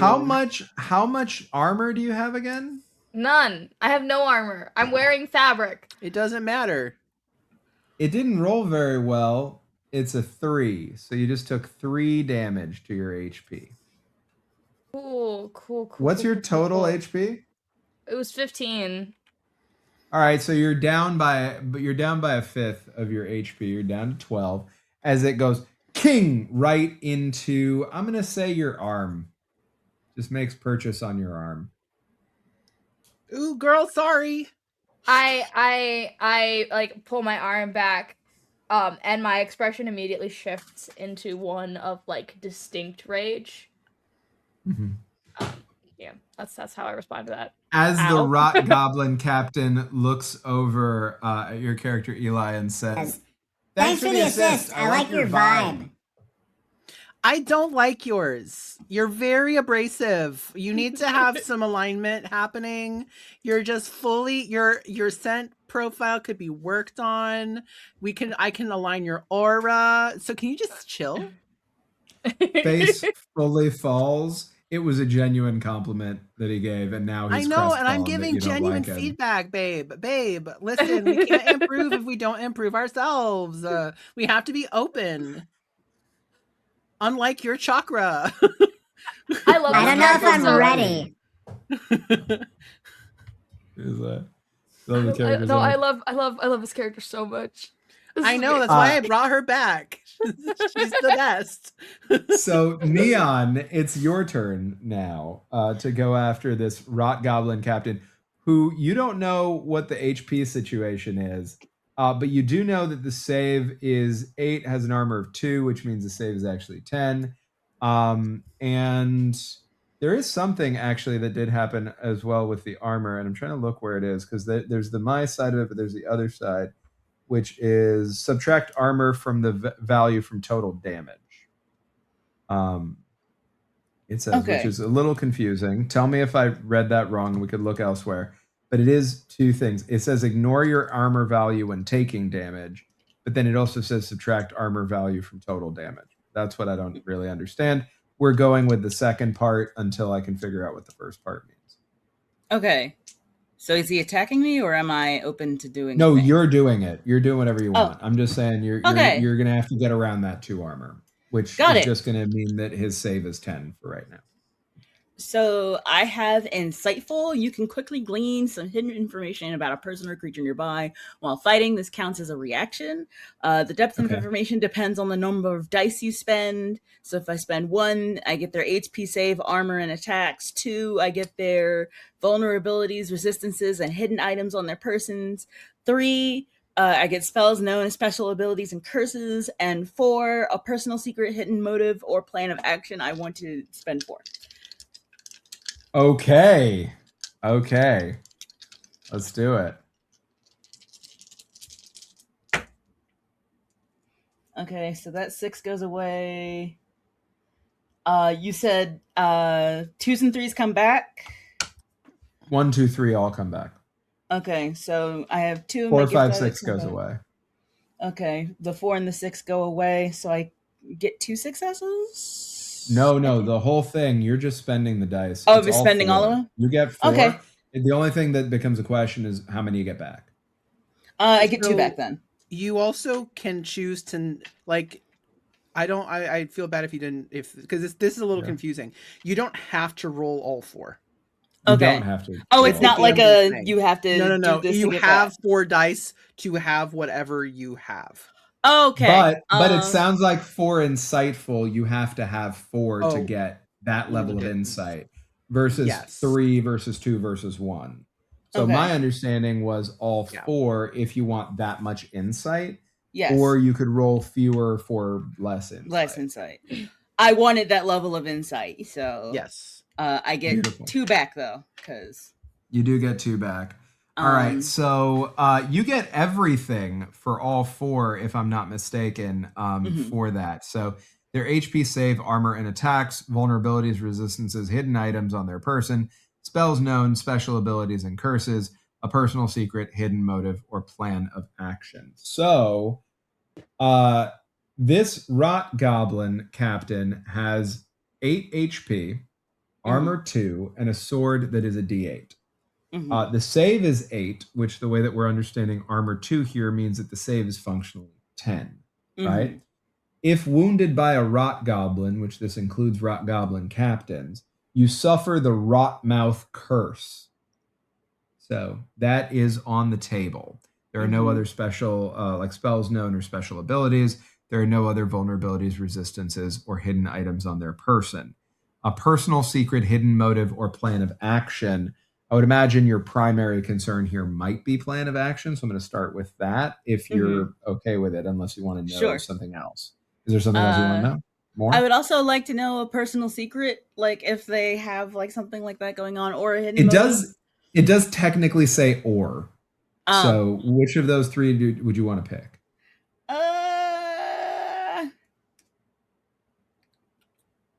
Let's do personal secret. I want to see if I can second that. So the personal secret is that this Rot Goblin captain is terrified and is trying to project a big front in order to put up a big front in order to try to secure safety for himself and his people. So he's not in there being like just evil minion man. He's seeing what's happening in this area. And he's thinking, well, in order for me and my people to survive it, we need to get with it or get fucked by it. Right? Got so the secret here isn't that deep, but it's essentially like, hey, I'm out here doing what I think I got to do to survive. Okay. So funnily enough, I think this might be a Grace thing. But so basically while all the fighting was happening, Harlow like hid behind like a larger plant or something, just basically ducked for cover when everything started happening. And then as like the fight kind of settles and they kind of peek out from behind it. Excuse me. We're actually here to help with all of that, and gestures to like the purple stuff. So we don't have to fight. So on the excuse me, he turned to you and went, ah! Had not seen you at all. Oh, and babes, relax. Relax, you're so uptight.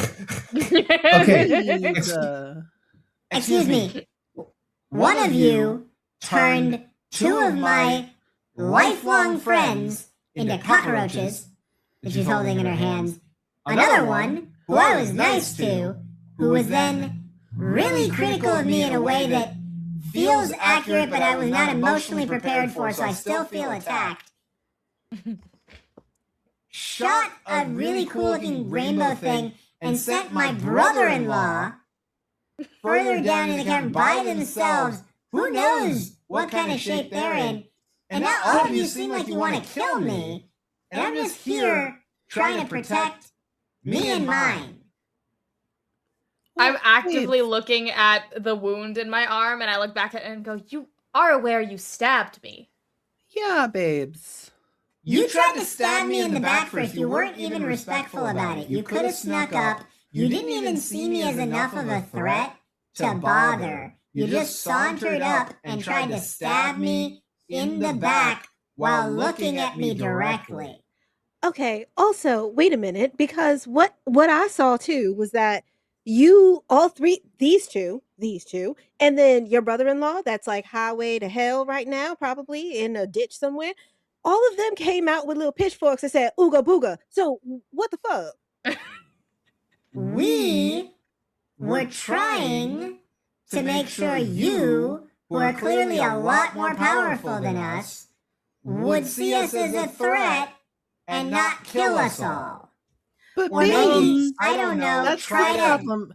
Sweetie, babes, honey, girl, oh, no. See, if you seem like a threat, we're gonna change that. We're gonna have... But no, we're to scary. that. We have to be scary to survive. You're not, I mean, I get it, but like, babes, we're so much bigger than you, like short kings. We love a short Sabrina, king. Sabrina. We love a short king. No, it's fine. I got this. I'm No, gonna they like the read his first level of business aura. communication, and they didn't Neon, communicate. you are able to roll grace on the back end of this because it is your turn in the initiative order, but we'll keep talking while you do that. I feel like you're saying I'm inadequate. I feel like that's what I'm picking up here. 3 under 8. Babes. No, babes. I'm saying that there's always room for improvement. Right, Harlow? What's up? That you all were very brave to try and fight people that you were not aware of to defend your home. But now that the situation has changed and we all have more information, I think we can make different decisions.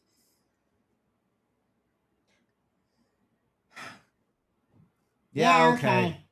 I mean, I didn't really like my brother-in-law very much, so if you did kill him, it's not the worst thing in the world. But I will say, the two in your hands are my best friends. Can you turn them back? Or They're just having a little break. It's fine. Yeah, you're for gonna how long? We've been at this for what? Like maybe like 20 minutes? How are you with keeping time? I mean, I think it was more like 5, maybe, but I feel like this all happened very fast. No, you're so strong and so scary. That was 20 minutes for sure. Yeah. If you can For wait, sure. if you can wait for another 20 minutes while I put them down, and then just like make sure that nobody steps on them, I think you'll be all right. Can I put these in your hand? So you're guaranteeing me that in 20 minutes they'll turn back? For sure. Here, you could tell time. I know you could tell time. You so smart. Here, just take these. Take these out of my. I'll grab them. And smaller than you by a bit. These little bugs are big in his hands. And he says, "You know we have something called rot mouth. Makes everything taste horrible. It's really not nice. I wonder if this will fix it for them. I had heard, but I hadn't been able to get myself to do it, that I could get rid of this rot mouth if I just don't eat for 3 days. You think that makes sense? You think when they turn back it'll be like 3 days past? I think they as they're like talking, I'm sure at some point they glance over to Dia, and Dia's giving them the most judgmental, like, "Are you for reals?" stare. I think they should feel judged, actually. Babes, I know that I say a lot of things that are judgy, but that face is way meaner than I am. Okay, so hey, friend, I actually can help you with that. Okay, would you like me to help you with that so you can continue to eat? Looks from you to them, to you again, and back to Dia, and says, "Oh, I get it. You think my breath smells bad? Oh God, That's you not like I'm insecure about that or anything." No, you just said that you are going to starve yourself for 3 days because fasting. They said it was something called fasting. Who told you that? Intermittent fasting, baby. No. Dia turns to Sabrina and just goes, "I should have tried to kill him." No. That's so mean. Why? Because I smell bad? Because I'm cursed? You know I didn't give myself this curse. I'm gonna roll a wits check because also I have the skill of alchemy. Okay. To see if I have something in my bag that I've made. Here's the thing. Mouthwash. Dia's just really sick of this thing of putting words in their mouth. She literally hasn't said anything to this guy. I will not be gaslit by a breath tiny smells goblin. and you're trying to murder me. And it's like, I wasn't trying to kill you, and also I didn't say shit about your breath. I'm just here, man. Above table rotmouth is a full curse. Everything tastes horrible. If you were to get it, test resolve to consume anything without vomiting. This includes the food you need to eat to get the benefits of a picnic or rest. Cure by fasting for 3 days. That's what it says in the document. So it's like actually a thing. No, it's a real failed, thing. by the way. I don't have but a we thing. still have advantage, guys. We still have the one advantage. I'm across not the board wasting for my all of us. advantage on giving this guy Okay, good. I just gotta make sure you don't forget about it, because it's been like 2 games since then. Yeah. Hey, babes. I'm not saying any of that, and I will not be gaslit. This is not how we act, okay? What's your name? Steve. Hi, Steve. Steve, the Rock Goblin. Steve, I need you to try this. It might not work. It's a great mix of like menthol and like mint muddled together. There's a little bit of bourbon, so it'll go down smooth. Are you ready to try this? It is intense. Bourbon. Jumps up, grabs onto it, puts it in his mouth. It does nothing to help, but it tastes minty and delicious. It's kind of like a really alcoholic, boozy mint julep at this point. Listen, honey, if it didn't work, that's okay, because you're going to be too drunk to notice. There you go. Thanks, Steve. Turning over to you, Dia, walking up towards you, says, Does my breath smell better?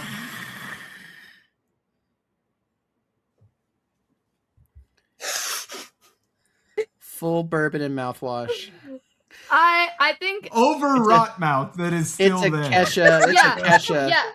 It's a Kesha I think concert. Dia looks at him, and this wave of air comes at their face, and you watch as they go from like their poker face is real strong. They have really solid poker face game. You watch as they go.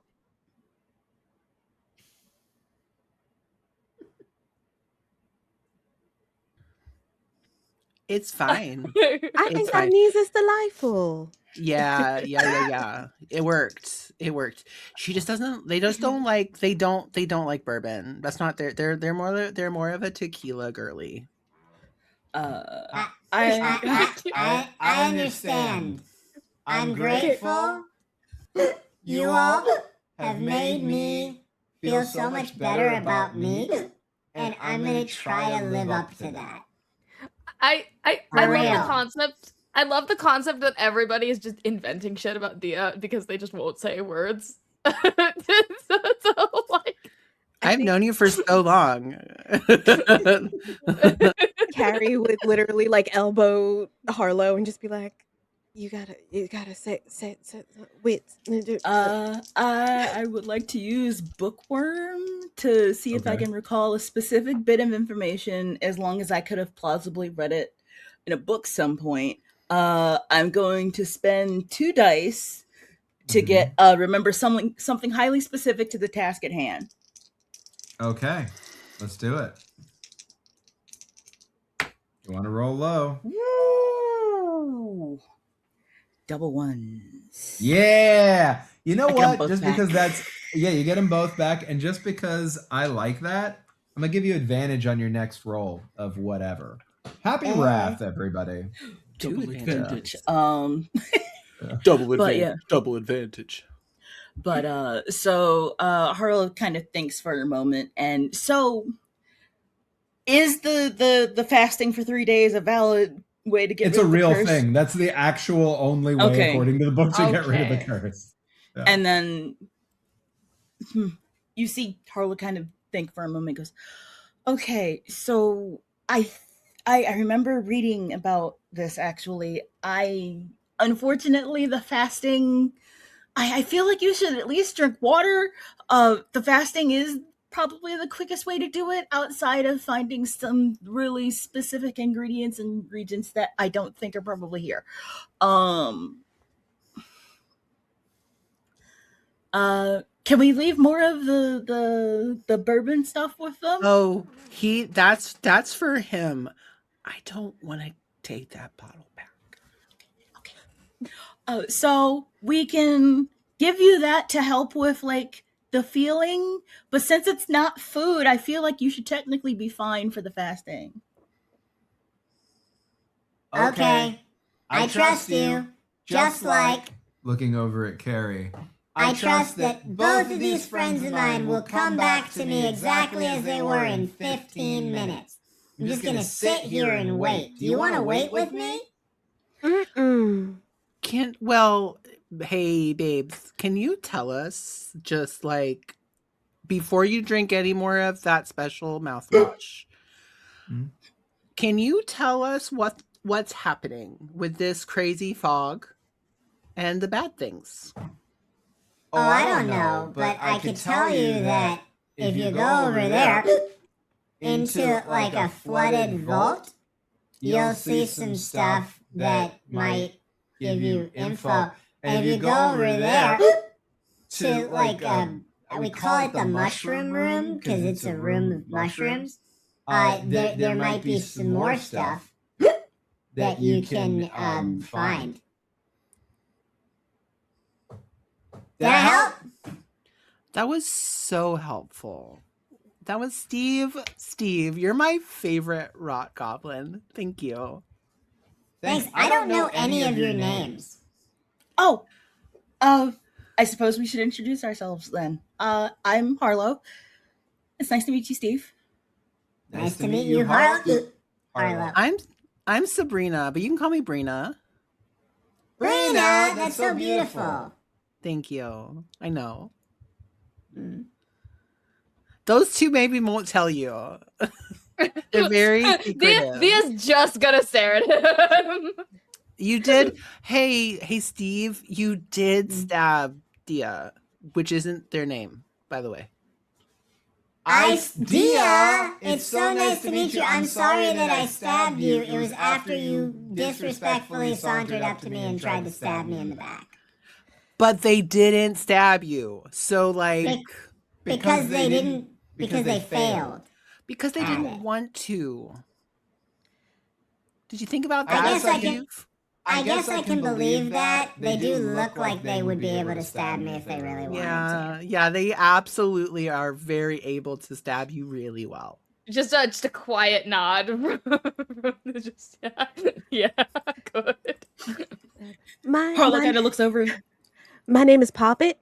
You have so many more minutes. If you keep drinking, the minutes will go by and then your friends will come by faster. So never lose hope. Yeah. I'm gonna drink all night! There you go. We're gonna go and let you drink some more, okay? And just you hang out with your friends. I'm sure your brother-in-law is okay. You know, but give your sister a break. Or is it brother? I shouldn't assume. Your sibling? It's my sibling. It's my sibling, and between you and me, they can do a lot better. Then maybe it's good that they got rainbow blasted away. Yeah, at the very least, it'll teach them a lesson, right? Yeah, exactly. With that, Steve does a little like pirouette by accident from being drunk and a little punch drunk from what's been going on, and fully falls into a mound of dirt with both friends in hand. Is just, or actually, I'm sorry. Oh my god, they're gonna have a very interesting thing when they wake up. That's questions. So are we going to the mushroom room or are we going to the spooky flooded cavern? Oh, maybe the mushroom room first? Actually, really quick before we make a decision on where we're going, Dia's gonna walk over to this guy passed out in a pile with his two friends and pull off one of their scarves and like drape it over them like a blanket. And then walk away. You're so cute. Oh my god. You saw nothing. We all saw it. We know that you're a soft touch. We love it. No, wait. Before we go, I have to give you these because you never know, they might be important. Are you ready for your scent profiles? I got it right this time. Okay. T-Rex rules. You said something first. Okay. Oh. Harlow. Okay, the idea is like library. Are you ready? Okay. It's got fig because kind of fruit, you know, having your little snacks by the fire with your books. Got that. We got Earl Grey scent. So kind of citrusy, kind of musky. We got ambergris, because guys, ambergris, I did that because they're you got a little bit of a tinkerer vibe, so it's the whale blubber that old clockmakers would have used to lubricate clocks. So Mhm. ambergris, and then tobacco. Ooh. There you go. Oh, is that for the vanillin in the pages when books age? Yeah, a little bit. So this is like, if you ever feel like, oh my God, I'm out in the world and it's a little bit scary, this will help you center back and ground yourself back in your library. And girl, you have to leave the house more. I love you so much. Okay. I'm trying. Also, thank you so much. I love you. Okay. T-Rex rules next. oh, everyone's staying so still. Okay. It's gonna I be feel scary. like Harlow points over to Kira. It's just like Narc. Okay. Dia smirks, like I win. Babe. Okay, I will tell you, yours was tough, but I love you. So, oak moss. We got oak moss. We got cedar wood. We got cypress. And then, to draw it all together, we've got patchouli. Ooh, there you go. Oh, It's a swamp. You ever miss your bog? It's the bog. this But like, nice bog. this is much better than the one that you gave me before. So thank you. The other one was too much bog.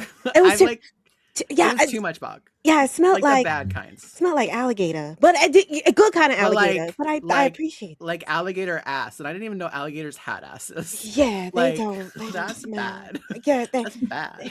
So I bad. I appreciate you, Sabrina. Thank you. So it's the good. It's the good. Okay. All right, dear. I'm hoping this helps, and I hope it brings just the tiniest little smile to your face, and I know it will be the tiniest fucking smile ever to your face. Okay. All right. I want it to be warm. I want it to be vivacious, because you are both warm and vivacious, even if you don't ever emote it. The camera card cuts to Dia just warm and vivacious. It's gonna be amber.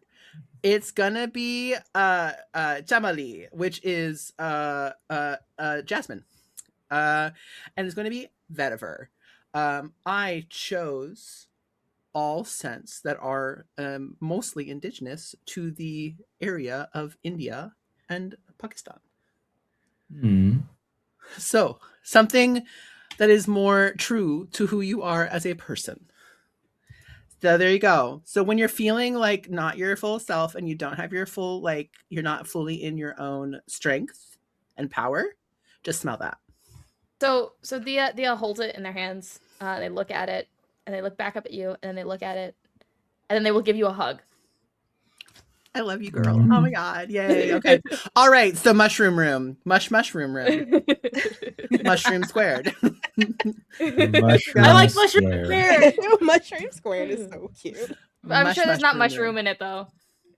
Well, hey, funny you should say that. The hollow chamber is overgrown with a variety of mushrooms, large and small. Shelf mushrooms line the wall, giant spotted ones rise up like furniture, and the smell is overwhelmingly pungent and musty. The air, you see, is thick with hallucinogenic spores. So, in order to engage with that in a way that I didn't get very clear sense from the game, I can do here, but I feel like you need to roll some kind of save to see how much you're able to resist this. I'm going to ask you all what you do to save, and then the save would be against one of your stats, I think is what makes the most sense in this situation. Mm-hmm. Because if it's just your general... yeah, it would have to be against one of your stats. So, what do you each do to potentially try to save against the hallucinogenic properties of these magic mushrooms? The spores in the... Dia's gonna pull one of their kind of scarves off and wrap it around the bottom half of their face a couple of times as sort of like a mask. That feels like resolve to me. Works for me. You're high now? Is that what I'm saying? Fully high. So my stat is a 17. Did you roll with advantage? I rolled a 20. Oh! You roll with advantage. Oh no. Well, but it had to have called that advantage ahead of time because it wasn't guaranteed, right? That's true. So with that catastrophic failure, I'm going to come back to describe you last. Because Joy. it's my favorite thing. All right, let's do it. Canonically, in the last one shot that I did with this character, Sabrina parties. So I'm gonna do wits. Yeah.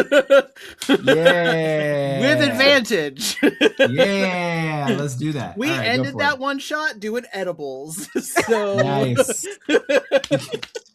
Can't start hallucinating if you never stopped. Yeah. All right. Alchemy, baby. Yeah. That's hilarious. Again, high was a 19, but the low was a 4. Hey. For under 14. Beautiful. So tell me what it's like when using wits. Sabrina just like I makes it fully through just fine. walk in and I'm like, oh my god, and I just like start like rambling off the exact like scientific names of all these different spores. I'm like, Nice. Harlow, blah blah blah blah blah. Harlow's just like, huh? Mycelium, you haven't been doing the mushrooms that I've sent you, right? Or have No, you? but there's Okay, you like probably some want to cover your genius- face. You probably want to cover your face. I mean, up to you. It is Uh, fully, since you rolled 4 under 14, it's just psilocybin. It's just aerosolized psilocybin. Okay. My giant So- anime eyes. Let's go, guys. I'm I'm actually great. gonna try and go the wits route because, like, Okay. you know, Harlow has Power maybe had through, a tea or baby. two in her time. You know. Okay. I mean, I will say going in through the stomach, going in through the respiratory system, different experiences. Different but let's see how it goes. experiences. Yeah. But that's a 9 under 14, by the way. Hey, it worked out for you. So tell me how you power through. I feel like Harlow takes a breath and then like waits and then it's like, oh, that's much faster. Oh, okay. I think. Oh, that's not bad. Okay, I can. Yeah, no, this is fine. I usually Nana has me train with some interesting teas to make sure that I can keep clarity in moments of alteration. Your Nana is fucking wild. I love your Nana. Nana sounds like a party unto Nana's Nana self, was at right? Woodstock, baby. Nana got kicked out of Woodstock. That's what's There up. you go. Oh, that's Yeah. an achievement. That's an achievement. Yeah. It's an achievement. I love this person fully takes over my body. I am so sorry, but I'm not sorry. I love Sabrina so much. I Sabrina's think my great. favorite part about Sabrina so far has been that Sabrina has like low-key become like the leader of our little group. We all have very specific niches, and Sabrina's like, I've got this, and we are all going I'm that the way. organizer. I'm the party planner. Like I said, Coachella. Let's go. Yeah, party princess. We got party princess. over Party here. princess. All right. So, Insha, what about Carrie? I'm gonna use my grace, only Okay. because I think that Carrie has she's used to navigating like hazard environments, and also she takes absolutely all of the mushrooms that Sabrina sends Yeah. over. Beautiful. Love that. Let's do it. That is a 6 under an 8.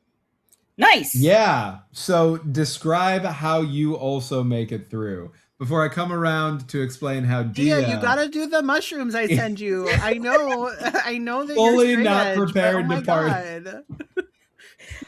Dia hasn't trained for this moment. Dia didn't try. Dia Dia trained didn't for do that. so many things, but not this. Not this.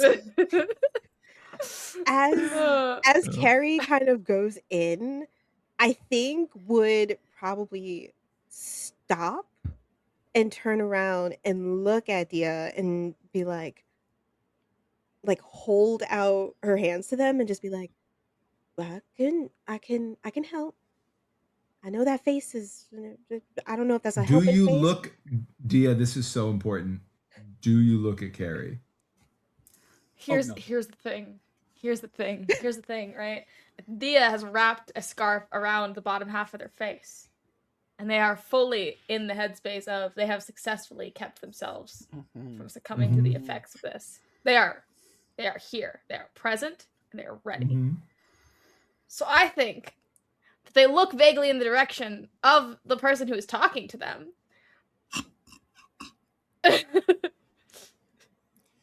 As they look in that direction, they see infinite concentric versions of Carrie, as though it is a Russian nesting doll of Carrie's, going simultaneously toward them and away from them for infinite space and time.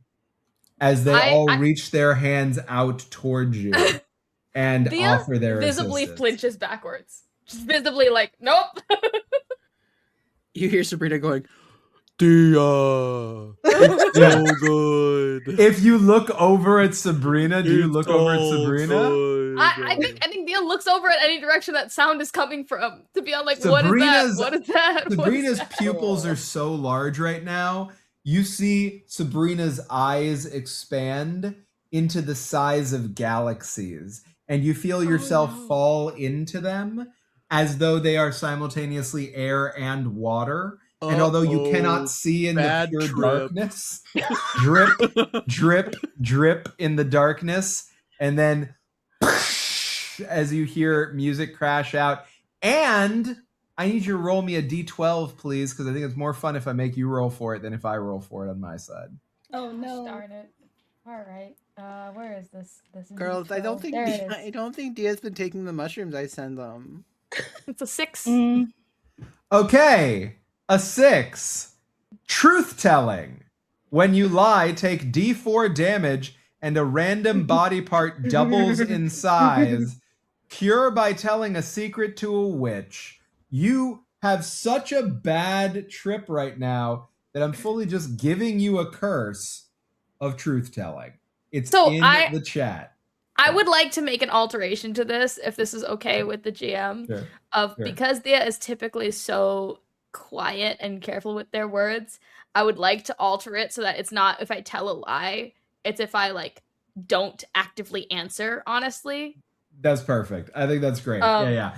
It is a matter of you're compelled to tell the truth now. And if you don't tell the truth, this happens. I love that. Also, given that I'm being swallowed by Sabrina's pupils, can I cast a spell right now? Yeah, go for it. Absolutely. I will be so clear that to the other three of you, Dia's just standing there. Yeah. To the other two, a few of you, Dia's just standing there. Dia's maybe taking like a stumble step backwards and is kind of stancing, and is going to try to cast the spell Light Dark, to emit light because I'm being swallowed by Sabrina's pupils. So how does read out the spell for us so everybody knows how it works? An object you touch emits a sphere of light or darkness affecting everything nearby for dice hours. Great. How many gift dice are you going to roll for this? It's not a gift. That's how many. It's a special, so it's your gift dice that you use, and dice hours means that's how many dice you roll is how many hours it lights up for. Whereas some hours would be like the total you roll on those. Wait, so are the spells like handled with the same things as the special abilities, or? I think so, but I might be wrong about that. My understanding when reading that is that whenever dice hours comes out, it's the amount of dice that you're rolling. Well, because it's I may be misunderstanding the casting. No, might be me. Fully might be me. Let me take a look here. There's or a is it spell just that, like I section don't for have this. spells at all? Well, I don't know. If you may or may not have It's not a spells. special thing. Yeah, it's so if you're doing magic, which you've said you can do magic, yeah? Like you're I think that you're a magical. Is that let like me a look thing at I your had to sheet. pick mechanically, or is that just like a thing I say that my character Yeah, can do? you could just do magic. Yeah. Do Yeah, I I'm can pretty do sure magic. you can just do magic. Yeah. Yeah. Cool. It Yeah, feels it's like, just on the and you spells. have an enchanting voice, which I do, and your Yeah. fairy godmother is a spirit of the forest. So, like, I think all of that adds up to yes, magic, right? Can I'm I into give Shatter, you? Shatter was magic. Charming songs is arguably magic. I So want yes, song. I think magic. Yeah. So any of you can access magic, but you do it with gift dice. It's right here. Spells work similarly to gift abilities, where dice is the amount of gift dice you choose to roll when you use magic, and sum is the total of the roll. So you do have to use your gift dice to do this. And if you get doubles, you get a mishap, which, by the way, that does remind me, I got so excited about the double ones. I need a 6 from you, Neon, a D6 rolled, because you did get a magic mishap. You roll double ones. No! Yeah. But it's ones! Boo! I gave you advantage because I got so excited. Fish, can I give you a shenanigan for this spell? Yes, please. Ephemera fully comes up, is like, I'm like, Ephemera, go take care of Dia. So this like rainbow jelly creature can is be like what lights floating up at you, and you can light them up like a goddamn lava lamp. I am going to do that. I'm going to be like, I'm being Is it like swallowed the by gloving, pupils. Here is like- a thing that's not being swallowed by pupils. Be illuminated. All right, so you can fully do that. The only question, there's no resolution mechanic. It just works. You just how long it lasts is the number of dice that you choose to roll, and then if you I'm get a rolling 3 one gift down, dice, you get and I that. rolled a 3, so it's 3 hours. Beautiful. So And you I get that one back. It's 1 hour because it's dice, not sum, because you rolled just one die. Oh, I see. Nope. But you got it back, so you're fine. Magic mishap. What did you get on your roll? I got a 3. Sapped. Gift dice only return on a 1 to 2 until you spend time, which is a specific thing. That's capital S, capital T. In arcane meditation, or the item you used recharges. This includes the dice you just rolled. So luckily you got double ones, so you got both of those back, but now you're only going to get them back on a 1 or a 2 until you spend time in arcane medication. And to explain spending time, I'm going up to where it says the spend time thing, if I can find it. Well, I'll explain it in a second. Here it is. Depending on your adventure, spending time could mean something different. Might be taking 20 minutes to search a haunted crypt, a couple hours foraging in the wilderness, or 2 days looking for clues in town. This is a one-shot. We're on the 20-minute world, right? In each of these cases, you're spending your time as a resource to complete the task. Some examples of spending time: picnics and rest while in uncertain territory, which is where you are now. So you may want to do that maybe after this, or maybe after the next thing. Thoroughly searching a room of a dungeon, a day of travel through uncharted forest, any gift, ability, or mishap where the rules ask you to spend time. So in this case, actually, you have to separately spend time to do this. So the way that would happen is, if you wanted to spend time now, you'd kind of be out for the rest of the room, is basically what I would say. But you'd be there, you can interact, you just can't act. You can't engage in initiative, you have to be meditating. And whenever you spend time, I decide to roll to see if a wrinkle occurs. A wrinkle can be anything that complicates, interrupts, or adds a layer of complexity to the adventure. If the whole party is spending time, I only roll once for a wrinkle, even if each party member spends that time on a different activity. But that means if you're not all doing it, you get to roll more. When there's a chance of a wrinkle, the guy should always warn the party so they're aware of the stakes. I can then roll a die to see if a wrinkle occurs. Sure. So I'd like to play the sapped as like and I'm gonna take the option to meditate just so I can try and clear this before we go deal ostensibly with the problem. And you see Harlow kind of hang on. I'm gonna sit down. I think I should sit down. I'm okay. I'm fine. I have to think about some things for a second. Is that okay? Can I think about something? You have to think so hard. This is the time to do it. Okay. Absolutely. Yeah, dude. Can I use my alchemy to just harvest as much of these mushrooms as I can? So it's a talent. It's a talent I have. So I can either roll. It's up to okay. Or I can do it with advantage depending. Okay. So yeah, I'm just harvesting, like humming off tune, not good. Sabrina is that's not. I do not have an enchanting voice. Okay. Here's the So- thing. You asked a question. Yeah. I think Dia in their state of weird just kind of goes, thinking about things is a good idea. Oh my god, that's the loudest I've ever heard Like- you be. You hear off in the distance.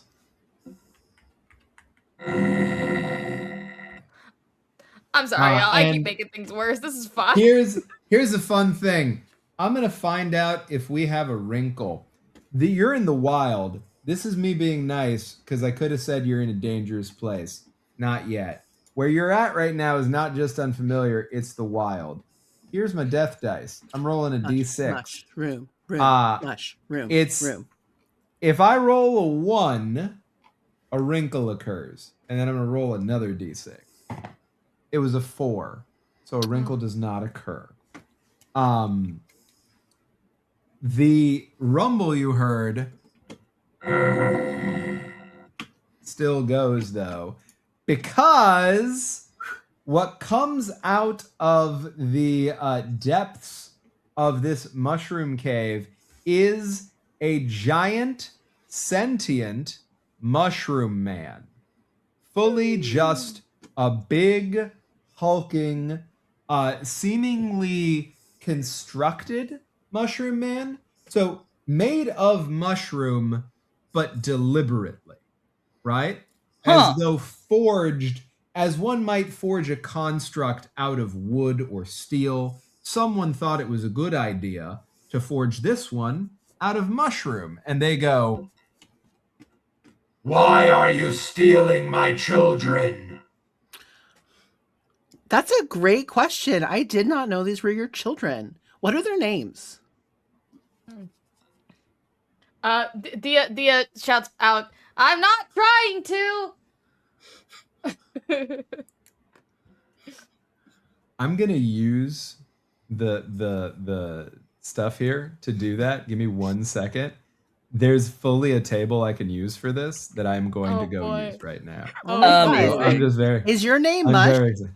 Is this Mush's mushroom room? I have never been given a name because I have been told I do not deserve it. My children boo. after me will have names, but I can see no such glory. Says who? Wow, why? That's rude. That feels really mean, Yeah, actually. that- My children's names are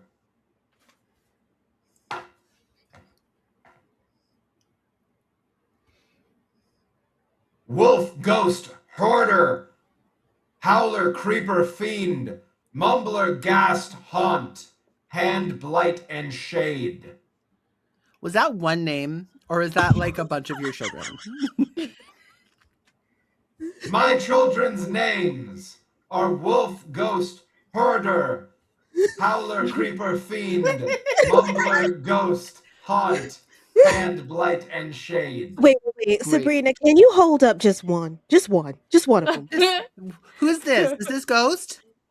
He looks like a ghost. My children's names are Wolf, Ghost, Hoarder, Mush doesn't know. yo. Mush doesn't know who's. I think You can't tell the difference between your kids. Oh my I think- god, deadbeat dad. I think given Dia's current like state of being, the more these names are repeated, the more that Dia's just like greens, beans, potatoes. This The is, all first two listing, like, times. names. this is their Winter Soldier. This is their Winter Soldier activation code. Oh my god. The first 2 times Harlow manages to keep it together. They are fine. That third time they list all the names, falls out laughing. Hey friend, I'm gonna give you a name, okay? Because I can't just call you. I mean, I can just call you friend. That's a thing I do. But like, can Friend I is call my you? name. No, your name is Mush. Mush is my name. Mush I is your name. understand. Do you wanna know Because I am why? ground under your heels. I No, am because worthless Whoa, and mean whoa, whoa, nothing. No, whoa, no, whoa, whoa, whoa. because everyone you- calls whoa, this whoa, the whoa. mushroom room. You said, do you know why? And Thea immediately goes, it's a pun. It is.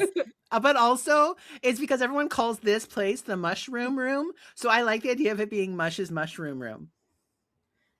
Before the second explanation to "it's a pun," it says, What is it a pun? Okay, so puns are jokes that basically rely on wordplay. So your name being Mush is a reference to the fact that you're a mushroom. I think you're a mushroom, right? Am I a mushroom? The nice talky one said I am Mush. Is that my full name? Is it my full name, Mushroom? No, Yes. I think you're Yes, your no, first name Mush, last name Room. It's mushroom. no, it should be no. Full It should names be are Mush overrated. with the last name Mushroom. So it'd be Mushroom Room. I want to know if I'm tracking correctly. My name is Mushroom. And this Mushroom is Room. no. Your name is Mushroom, and this place that where all your children are. I don't know why you leave your children above ground, like when you're down below. But anyway, that's neither here nor there. So this is how they grow. They need oxygen. My children are named Wolf, Ghost, Hoarder, Howler, Creeper, Mumbler, Ghast, Haunt, Hand, Blight, and Shade. Poor Blight. I feel and bad yellow for Blight. and brown and green and scarlet and black.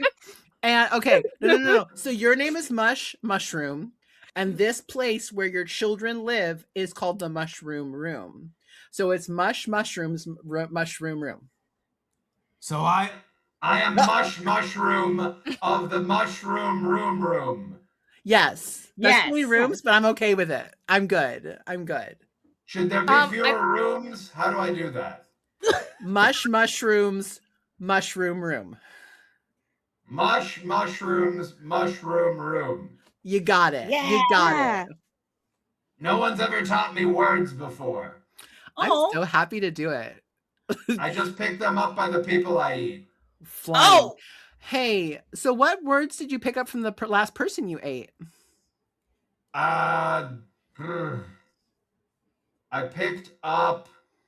Oh no! Please don't eat me. I'm so afraid. I have a family. I mean, listen, we all do have family is like you and your children. That's family. How about instead of eating us, you eat the knowledge we give you? And that's like a good trade. I can eat knowledge? I've always been told I am too stupid to eat knowledge. You're learning your whole name. Your whole name is Mushroom in the Mushroom Room. That's something you've learned that you didn't know. Wait. Before my name is Mushroom of the Mushroom Room. Yes. Yeah. See, look how much you've learned. You make me feel smart. I'd like to help you. You didn't have to eat me to get that knowledge. So ergo.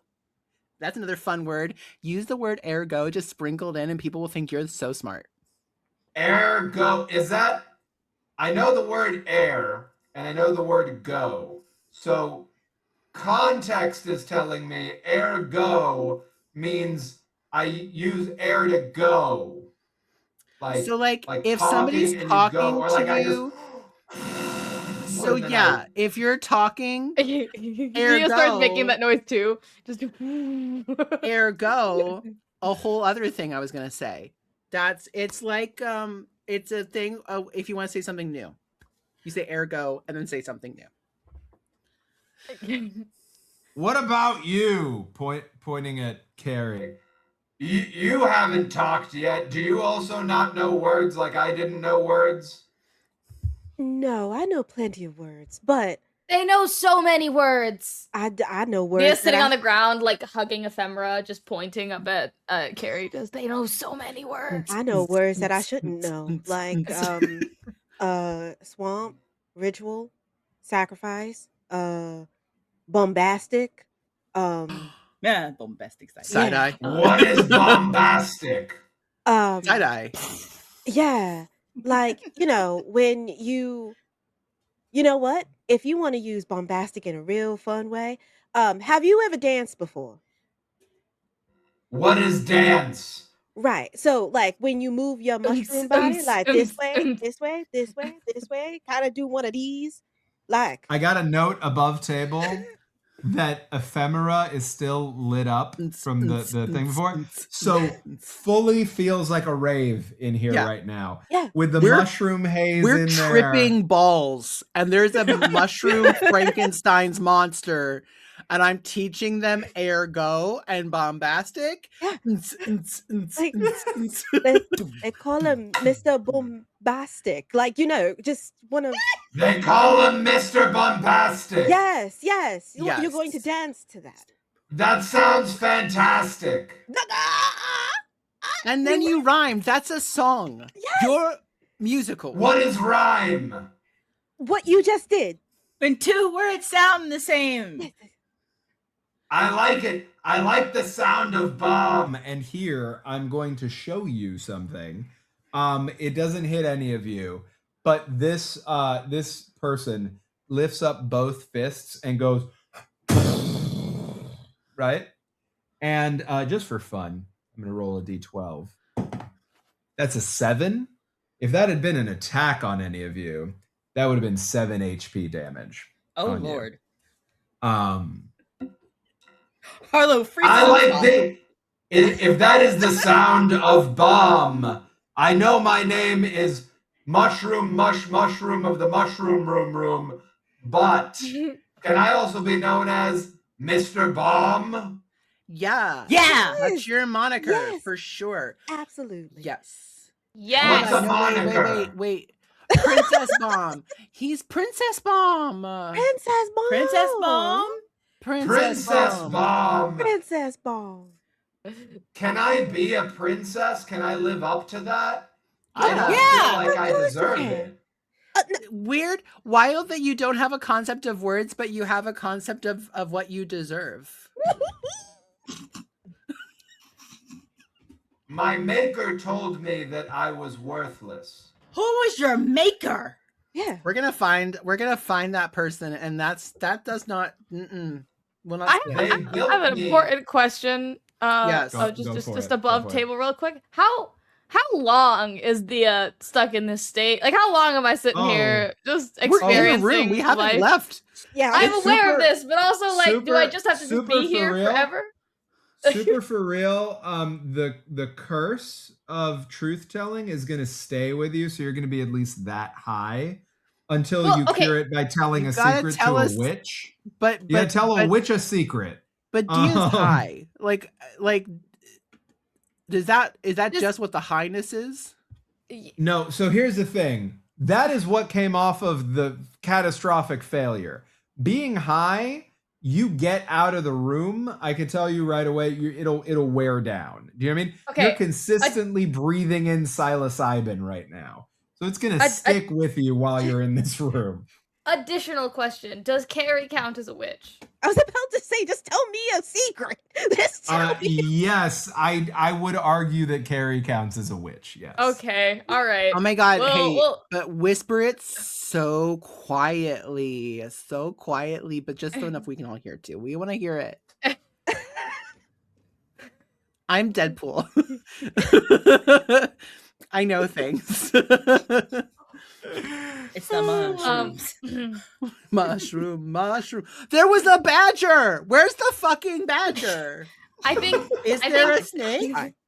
Dia, it's a snake. Dia in one of those like scream whispers goes, "Okay, y'all are the only friends I have that speak words. Don't tell anybody. I don't have any friends that speak words either, little one who cannot handle the scent of my people." I mean, you do now. I think we're friends. Yeah. Hey, mushroom of the mushroom room. Can you call me Boom. Princess Bomb? Princess Bomb. I called you Princess Boom. That's wrong. Princess Bomb, who goes boom. Can I adopt some of your children? Let me ask them. And then Here. you hear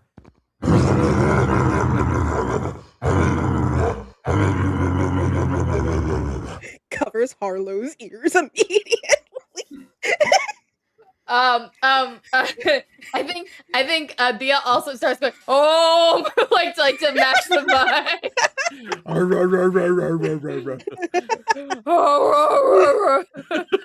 It's like a howling dog. Yeah, like it's like the scene from Zootopia with the one wolf goes, and it's like, no, you're gonna start a howl, but Dia's just like, while hugging Ephemera on the floor. Just to be so clear, it's just bright light. It's squishy. It's squishy. Squishy. Ephemera is fully a rainbow squishmallow that is moving around like a flubber and fully lighting up the room. I will say, Mr. Baum here, Princess says, Bomb. Princess Baum here says, all right, I'm not one to want to hold my kids back. I think that they're ready. They've been preparing themselves for the past 30 minutes, which is longer than I ever had. The person who created me just created me about 55 minutes ago, and then I created them about 25 minutes ago. They're just a little further down that way. If you take my children with you, I only ask, can you teach them your colorful ways so that they can be as awe-inspiring as you? Babes, you know it. Absolutely. Who am I taking? Am I taking all of them? Am I taking Blight? I love Blight. It's such an unfortunate name. You are taking my children, whose names are Wolf, Ghost, Hoarder, Howler, Creeper, Fiend, Mumbler, Ghast, Haunt, Hand, Blight, and Shade. Okay, great. All right, kids, into the pool. I put them in my bag. I want to state this out loud. The next time somebody asks anything referring to these kids' names, Dia is going to interrupt him to list the names herself. Good for you for remembering them. I don't. I just know Blight. Wolf Ghost. Wolf Ghost. I remember Blight, Howler, Crawler, Howler. And Dia lists the whole list of names again. And a partridge in a pear tree. What is a partridge, a pear, and a tree? This is a tree. We're kind of in a tree. Are we in a tree? Where are we, actually? We're in a mushroom room. But was this mushrooms are not trees? They're not. Okay, if you look out, do you see the place where we came out? Do you see all those tall wooden things? Yes. Trees. Oh.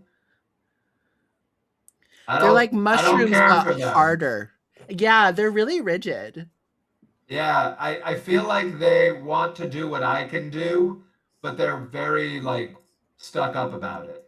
And they don't like to have fun, although sometimes their sap is very sweet. So, Yeah, but does your sap let you see through the artifice of space and time? No, it just gives you a sugar high. It's crazy.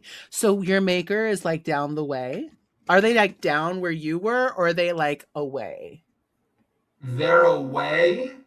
There's another way that you came in, and then further down that way, there's another way that my mycelial network tells me it has a lot of water in it. Oh, we did hear about this. And then in another direction past that is where they went. When you ask, because you see through the artifice of space and time, I'm gonna have Dia cast another spell. I'm casting poof. Dia just kind of it's teleport in a puff of smoke to a place you can see can be cast as a reaction. Dia's going to go, I can see through the artifice of space and time, and will tumble forwards and attempt to cast this to poof. How do you have I to guess cast I it? just What does it can say? cast it. Somebody range stop is her. dice. Somebody stop them. Oh my god, that's so So So the scary. range You is don't do dice. So magic how many gift dice are you going to roll? Because that is going to determine only how gonna- far you poof. I'm only gonna roll one. And Dia's just gonna kind of like roll forwards, and it's almost like they fall into like a puff of cloud, and then like somersault on the other side of Princess Bomb. I think is their name now. Yeah. Princess Bomb. You do just essentially tumble forward. You do technically poof, but you could have just somersaulted to where you landed. I absolutely could have. I didn't. You didn't. And I but rolled you a could have. 2, so I get it back. All right, perfect. Beautiful. So yeah, y'all can move on from this room if you'd like. I will say canonically, Neon, your meditation was interrupted. Yeah. So are you going to sorry. We try to have focus to in get on out it? of this mushroom room. Dia's losing their goddamn mind. We've got You can always try to do it. You can always try to I'm do it in doing the next fantastic. room. Yeah. We should say goodbye to Princess Boom and head on to the rest of our excursion. Goodbye, Princess. Meeting the four of you is the most important moment of my life. I will never forget any of you. If I live 1,000 more years, I will sing the songs of your greatness, your kindness, and your goodness. Yay. Oh, Cute. Hey, say goodbye to your papa. Goodbye, papa. all right. Yeah, we gotta go. We gotta So skedaddle. cute. Let's go. And Bye, fully, Mush. Princess Bomb is crying back there. They grow Where's up the so liquid? fast. It's just psilocybin. It's more psilocybin crying Oh my out. God. Of the table. Amazing. Wait. Can I get some more of that? Oh my god. You can just put up a bottle underneath it if you want, and I you just can want to fully test harvest it. I just want to psilocybin. test it. Shh. Okay, goodbye. Yeah. Think of me when you drink my tears. Oh baby, I will. That's wild. Yeah, I heard I help me and Harlow. No, mostly it's just the three of us herding out Dia. I love that. That's Are you right. moving? You can see everything. Are you moving toward the flooded vaults? Is that the direction you're going in? Or are you just going to try to circumvent that and see if you can get to wherever this creator is another way? I don't think I have much in the way of decision-making faculties right now. Do we want to take a little meditation so that Yeah. we're good? You can stop in the middle there, and then I get to explain, like outside of the mushroom room, right? Mm-hmm. And now I get to explain recovering, picnics, and rests. A picnic is a short break once per day. Spend time and consume one meal. Spend heart dice to recover HP. Rest is an 8-hour break in a safe place, so you can't really do that right now, but you can picnic. Consume one meal, restores all HP, heart dice, and gift dice. So you won't be able to restore gift dice now, or heart dice, although you haven't spent any. You can spend heart dice to recover HP, so it's basically hit dice, right? If you want to do that. Let me see what else I got here on picnic mechanics. You have 4d4 for the heart dice if you want to use any of that.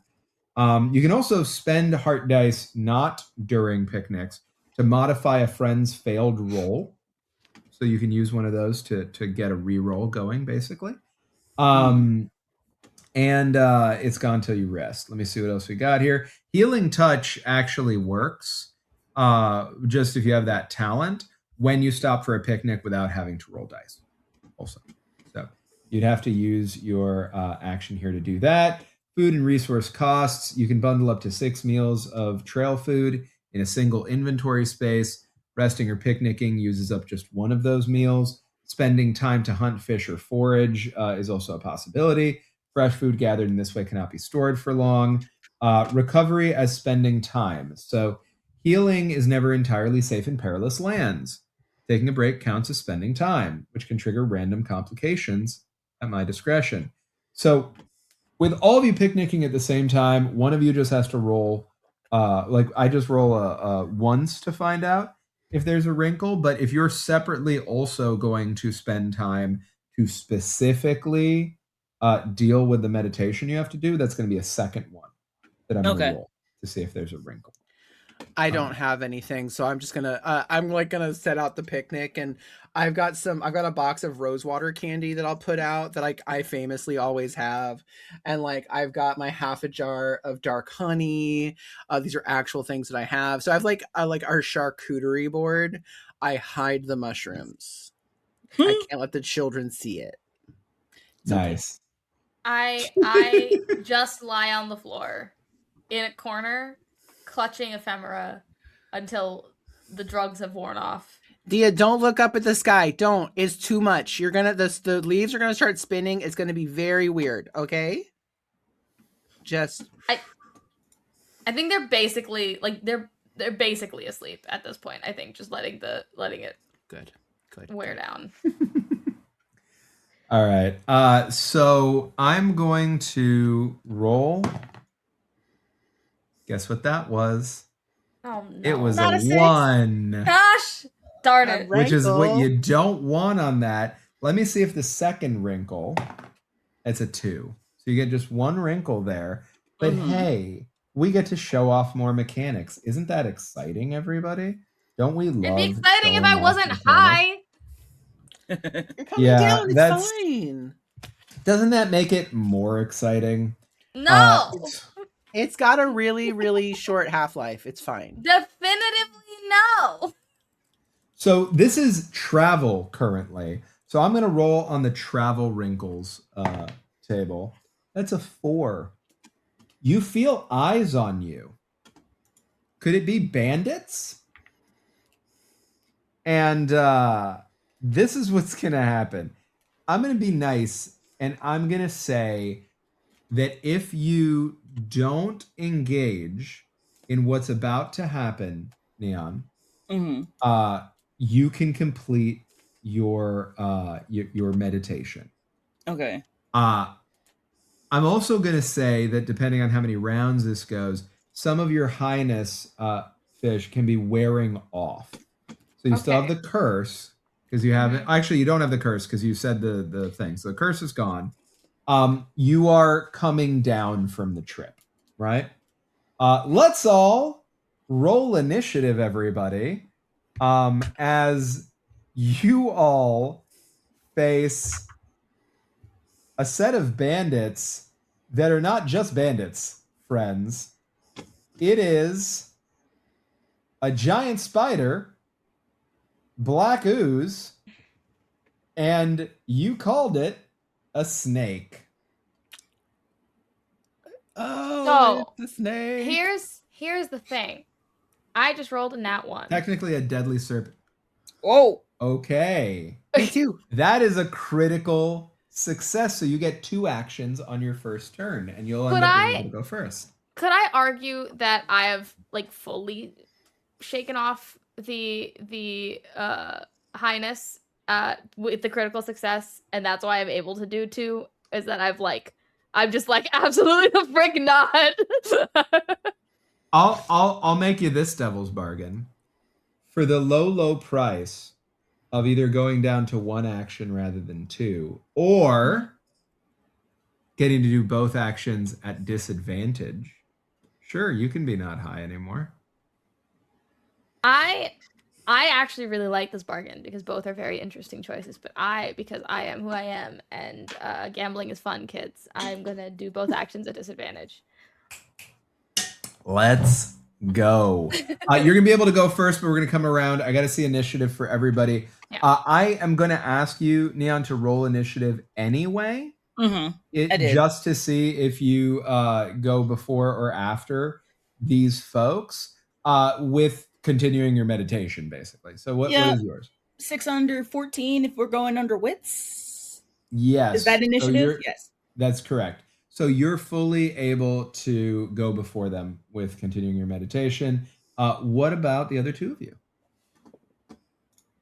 Another 1. Holy. You also get 2 actions on your first, and you don't even have to make a devil's bargain about it because you were not you.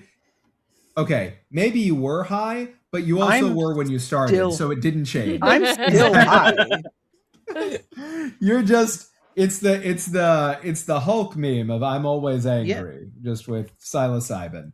So yes, always high. It's called microdosing, baby. Yeah, it's really good for stress. All right, and I'm so not stressed out. I can tell. You're gonna get to go twice because of that. And I'm gonna say, if it's all right with everybody, because of the disadvantage coming out of this thing, I'm gonna have you actually ping pong your actions. But the way it's gonna be is you take an action, then Eli, then you take an action at disadvantage Fish, then you take an action, Eli, then you take an action at disadvantage Fish. And that'll be how the two of you are tied there. Just with Fish, you going second because you're coming out of being high and into right, yeah. Insha, what about you? And a 3 under 13. All of you go before. I'm going to say it again. There is a deadly serpent. There is black ooze. And there is a spider queen. Giant spider. I did say giant spider. Giant spider. I'm going to put that. Okay. So, what would you all like to do? I would like to use my alchemy to make a Molotov cocktail. Are you casting Fireball? Is that what's happening? I'm casting Fireball. Yeah, you are. Read Fireball out to me and then explain how. I don't have Fireball. Oh, I can do Fireball. I forgot. Everybody can do Fireball. It's on the spell list. Where's magic? There is actual Fireball in this game. So I love it. Where are you at, Fireball? I don't even look at the magic. It is the last of the spells. Amazing. It's Grace. Summon a 20-foot radius fireball that deals some damage or half on a successful save. So that does indicate that you could actually do quite a bit more damage. And I'm going to say this is ranged stones throughout 20-foot radius. This is area of attack. You can catch all 3 of them if you want. And this is Mind Palace shit. So as long as everybody's being careful about it, you don't have to catch any of your friends in it either. Go ahead and tell me how you can use alchemy to cast a spell. Like how that functions. I go, look away, babies. I just have a bottle of alcohol. And like I have all the ingredients I had fucking bourbon to give to a little goblin. Again, always be ready to party. Party princess. Yes. All right, so you can throw this, and you're gonna. Alchemist is just this version of like this world's version of mixologist. I love that. So, as a mixologist, how many gift dice are you gonna roll? Okay, let's add them up. Let's see what's up. Here, I want them to be a lot, but I don't want them to be a lot because then I'll lose them. It's tough. And this is just a travel encounter, everybody. You're walking into a room and then there's somebody past it, as far as you can tell. So I'll just use the power of friendship. It's fine. Yeah, with no gift dice, I have the power of God and anime on my side. Good news. I get to keep them both. It's 4. I'm sorry. When you say it's 4, is that 2 2s? No, it's a 1 and a 3. Okay. I got very excited. All right. So 4, and I got to roll saves for these. Let's say 4 some more. 4, 4, 4, 4. 4, 4, 4, 4, 4, 4, 4, 4, 4. All right. I gotta roll some saves, baby. So the giant spider does save. Only takes 2 damage. Harlow, we got you, babe. You just keep resting. Watch out. Throw.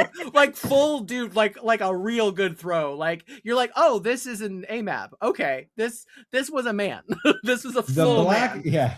The black ooze does not. Yeah, the black ooze does not save, and That's is what I was aiming for.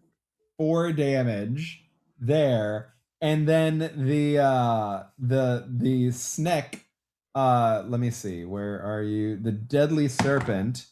Ooh, does save. Meets it, beats it, which is exciting. Except it only had 2 HP, so it still fully dies. So as you kill this snake, which I'm going to give you just a flash of insight since you're still super high, you see what could have been in another world as this stealthy hunter with a deadly venomous bite bites onto your meditating friend here. If wounded by a serpent, would have suffered the venom curse. But then that didn't happen. So tell me, how do you kill the serpent? I truly was aiming for the I don't know why I thought that the black ooze was in the middle. Probably because that's how you like said them out loud. It is. Yeah, You're correct. Like, so I was fully aiming for the ooze. I'm like, let's just dry up the ooze, and then if it hits everything else, great. And so I hit the ooze, and I'm like, oh, it's on fire. It's like tar. Oh, and then I see the snake, and I go, ooh, okay, dead. I think I can get that venom. But you're gonna have to do that on your next action. And now later. It is Dia's action. What do we got? Just to be so clear, what is left up? The ooze and the spider. The ooze and the spider. Okay. Most of them are still up. It's just the snake that went down. Okay. I don't know why my brain was like. The spider took less damage than the ooze, but both are doing okay. Okay. All right. How close are they to each other? They're very close to each other. They were within, canonically, a 20-foot radius of each other. They had to all be hit. Yeah. So Dia slowly stands to their feet. Their head is throbbing. They look at Sabrina and they just say, "I'm never doing that again." And then they're going to take a step, like a very distinct step forwards, and strike a pose and cast and do shatter again on both of these things. How many gift dice are you going to use? I'm using all 3 because gambling is fun, kids. If they so the interesting thing is there's no way for you to actually take disadvantage on this. I see you. What I'm gonna do? I didn't. I don't know that. I'm just picking things on the list. Here's what I'm gonna do since I'm calling this on the fly. Rulings over rules, kids. The way that disadvantage translates is I have advantage on my save. Okay. Yeah. But I just killed their snake friend, and they're on fire with really good level vodka. So they are incentivized to stop taking damage and do some damage of their own, is what I'm hearing. Fish, what do you got for me, Fish? Well, on the plus side, I get all my gift dice back. Again, also on the plus side, they take 9 damage each. So on the downside is there's a magical mishap. Here's the thing: if they save, they don't take 9 damage each. They take half. 5 damage each. Yeah. So let me roll for the giant spider first. We'll do order of operations: giant spider, black ooze, magic mishap. Okay. Guess what? The spider saves thanks to advantage. Without advantage, would not have saved. Okay, so if there's anything brittle around it, that also breaks. So like any sort of like stones and stuff around them, I think would like. Yeah, I think there's a little bit of stuff breaking apart there in this cave. There's some brittle stuff there. And I'll say that the spider webs around them shatter too, so they can't like try to put you in the web. They can't catch you in that, so that's pretty good. That's not bad at all. Actually, that's very helpful. Because you don't want them to get at you. Now, that spider took 8 damage before and is taking 5 now. It is not doing super well, but it is still up. Now we're going to go to the giant, to the black ooze that took 4 damage last time. Here's the good news. It has a harder save to hit. Oh, and here's the bad news. Can I tell you what I rolled? Can I tell you what I rolled?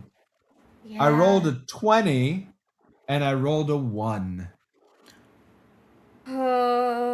So not only does it save, I'm going to say that's a critical success. It doesn't take any damage. That's really unfortunate for me, especially since we haven't done the magical crisis thing yet. No, we have not. And I need a D6 from you for that, please. Great, fantastic, wonderful. That's a 4.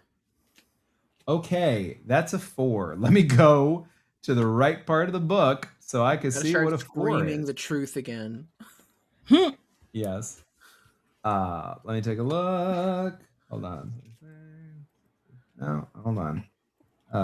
Look, at least I got my gift dice back. How much would it have sucked if I'd gotten rid of all my gift dice in one fell swoop? Let me see where this is.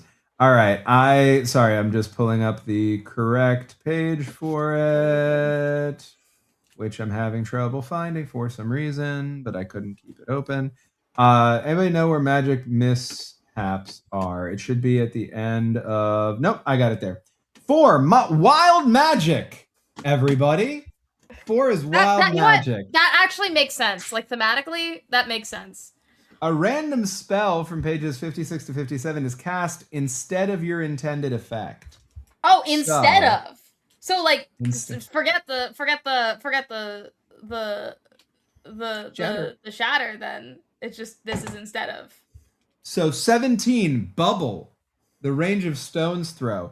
A magical bubble of protection surrounds a creature you can see and increases their armor value by dice for some rounds. Can be cast as a reaction. So armor value for both of them goes up by 3 for the next 9 rounds, Fish. Yeah. Look, I'm still high. It's fine. Oh, the damage that I took before also didn't happen because this fully replaced the spell. Oh, no. Oh, and I'm going to give the one who rolled a nat 1 advantage on their next save also, because that feels like it needs to be honored there. With that, we're still going back to the second action for you, Eli. What would you like to do? Really quick. Dia looks at Sabrina and just goes, I hate this. No. Babe, I know, babe, but like that was way too much for the first time. Way too much. We're gonna go back to microdosing. You will be okay. I'm sorry, I need my baby back. Hey, Ephemera, come here. And I'm going to go full Shelob on this asshole spider. And I'm going to hold up my lighted up rainbow baby. And I like the light from Frodo's the thing for the light from the thing with Galadriel. I'm gonna hold up the thing and go, bitch, stop it. That's what are you doing specifically mechanically? Like, I'm using ephemera. I'm using ephemera. Okay, so you have to use gift dice. They can do a D6 of damage. Yeah. Oh, you could do a D6 of damage. I used a D6 dice. I used my gift dice already to make them. So to make them, perfect. I got you. Now they can attack within a stone's throw for D6 damage. Okay. Go, baby. Go, baby. Go, go.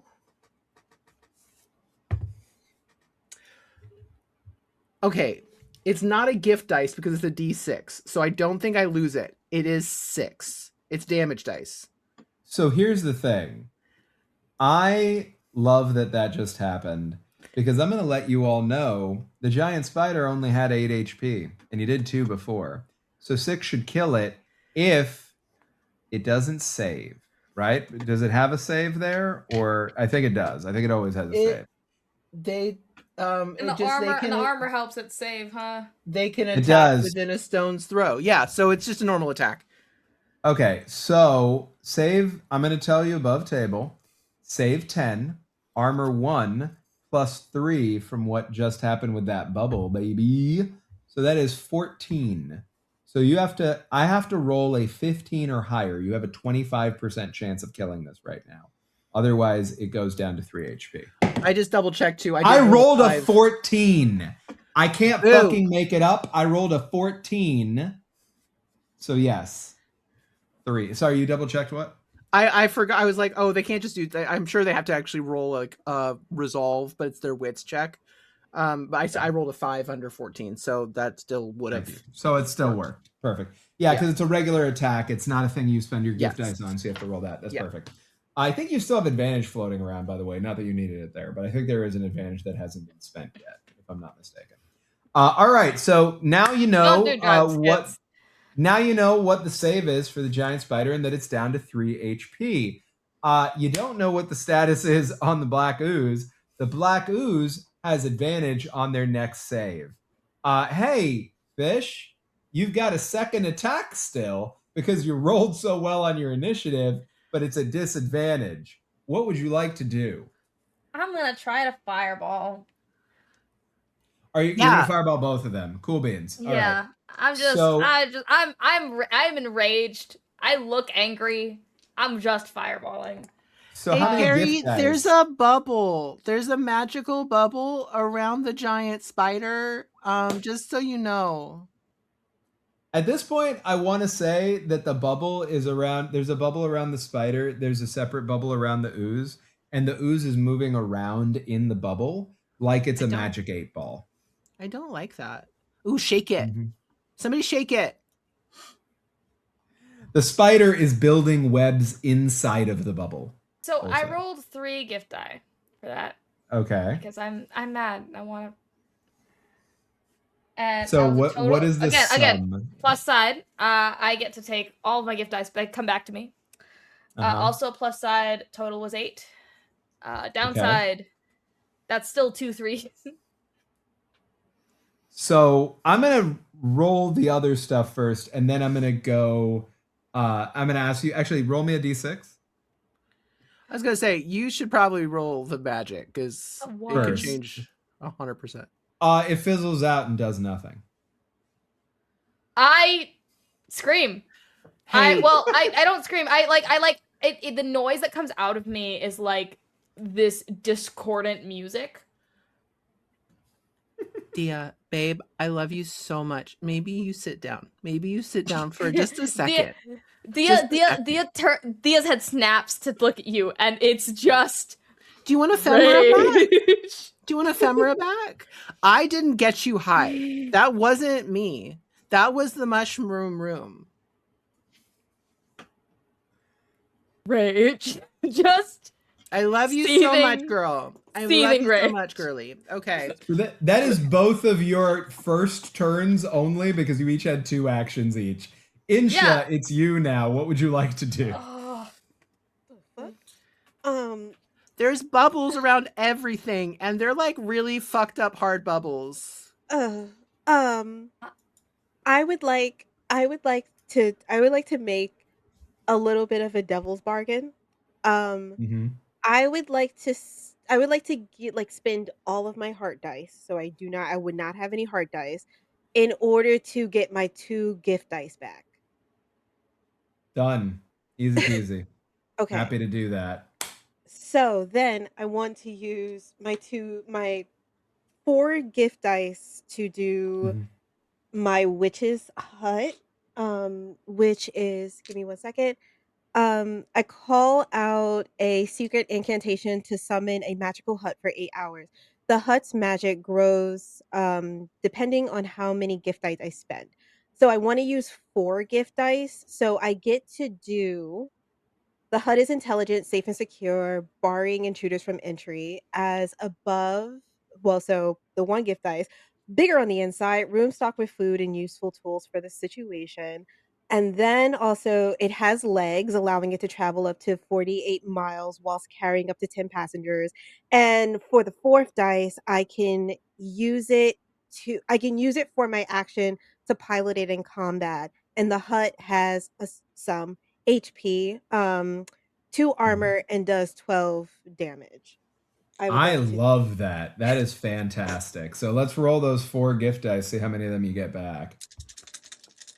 And I'm going to say, as awesome as that is, this comes into existence and you can use it right away. So if you want to use it to do damage to him, I'm going to let you just take another turn on there. I think that's dope as hell. Okay. Oh yeah, get all these back. Let's go, boys. So I had. Did you roll any doubles? No. Well, yeah. Sorry. Yeah. I'm like looking at them and I'm just like, wait a minute. Yeah, I rolled 2 twos. Okay. 1, 2, 3, 4. Roll me a d6, please. Okay. A 1. I really hate that that's a 1. Do you want to take a devil's bargain to try to re-roll that 6? Because if it stays a 1, it doesn't happen. The effect you Can they did use their won't be. advantage? Oh yeah, I got. You can use your advantage. I'll let you do that. So go ahead and roll This advantage. encounter is just not going well for us, guys. Yeah. I'm having a great time. This is OSR life, baby. This is just a travel encounter. It's not even a planned one. One again. 6. 6. Okay. Curse. Suffer a random curse in addition to the spell's effect. So the spell goes off, but you get a curse. Roll me a d12. Okay. That is a 7. Butterfingers. You have disadvantage on any tests which you have to hold something in your hands. If you fail, you drop whatever you're holding. Cure by soaking your hands in something sticky for a full day. Oh, that's nice. I mean, like not nice, but you know, like that's kind of not bad. That's kind of not bad. Relative to the options, you know. Yeah. I've got this jar of dark honey if you want to like use that. Yeah, might have to if this doesn't go well. Yeah. And then she would probably like look around. So my thing does work. Yes, it works, and I just because I think it's awesome and happy wrath, everybody. I want you to be able to use it. Like it's a companion, basically. Yeah. And I say it goes on your turn. So it comes into existence. It can do a thing. Okay. Because it'll be I think what Carrie will do is just like look around and just be like, all right, well, okay, that's not going to work. Boris.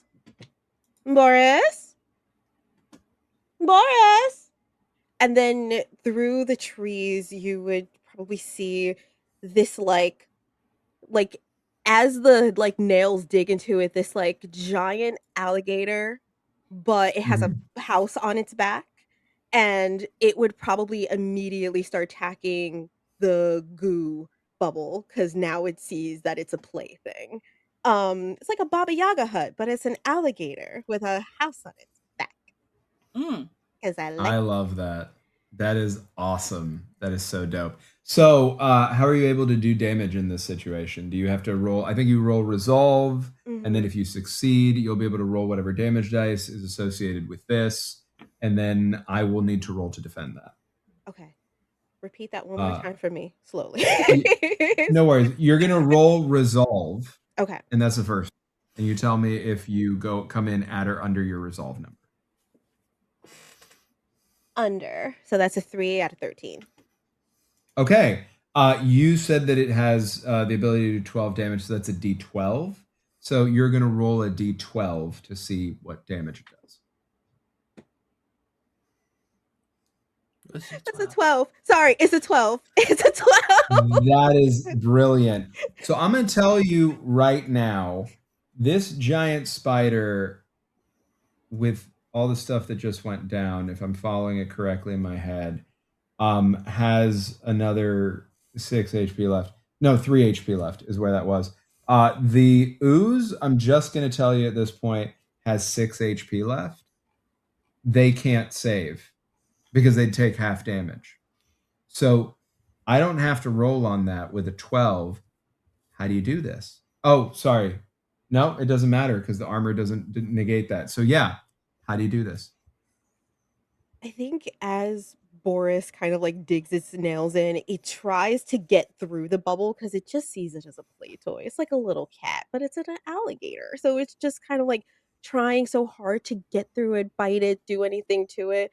And once it gets it against a tree, shatters that entire like protective bubble, and I think like this is gonna sound so fucking gross, but like one of those like little mechanical things, like you see like a head kind of like come out of it, like from the underside, and then just try to like suck it all up and devours it. We have one more thing, Boris. Good job. And it effectively does just in time for your meditation to have completed. So you were fully able to do that, Neon, on your side. And I think at this point you have come down from your high just out of sheer frustration, Fish. And you all have finished. I really have to overemphasize this, your picnic. This was your picnic. This was fully you taking a short rest. How relaxing. Yeah. Oh my god, Boris. Oh my god, I'm so happy. I go and like lay on its snout and I'm like, it's Boris. Good job. Boris is like Joanna from The Rescuers, the egg stealing monitor lizard. Yes. Nom, nom, nom, nom.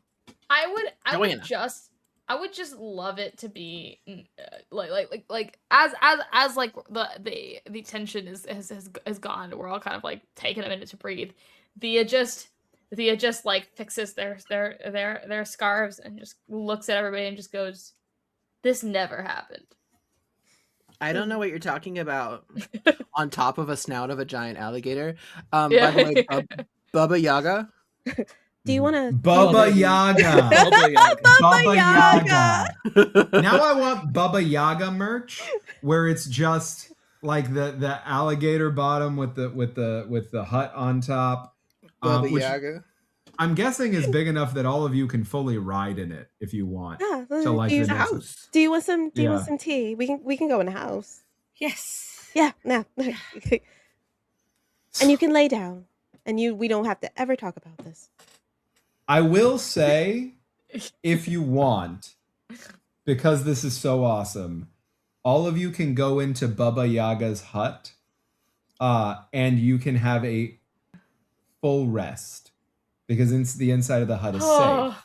Yay. So for the next 8 hours, you just like pass out, sober up, etc. Cass, time stop.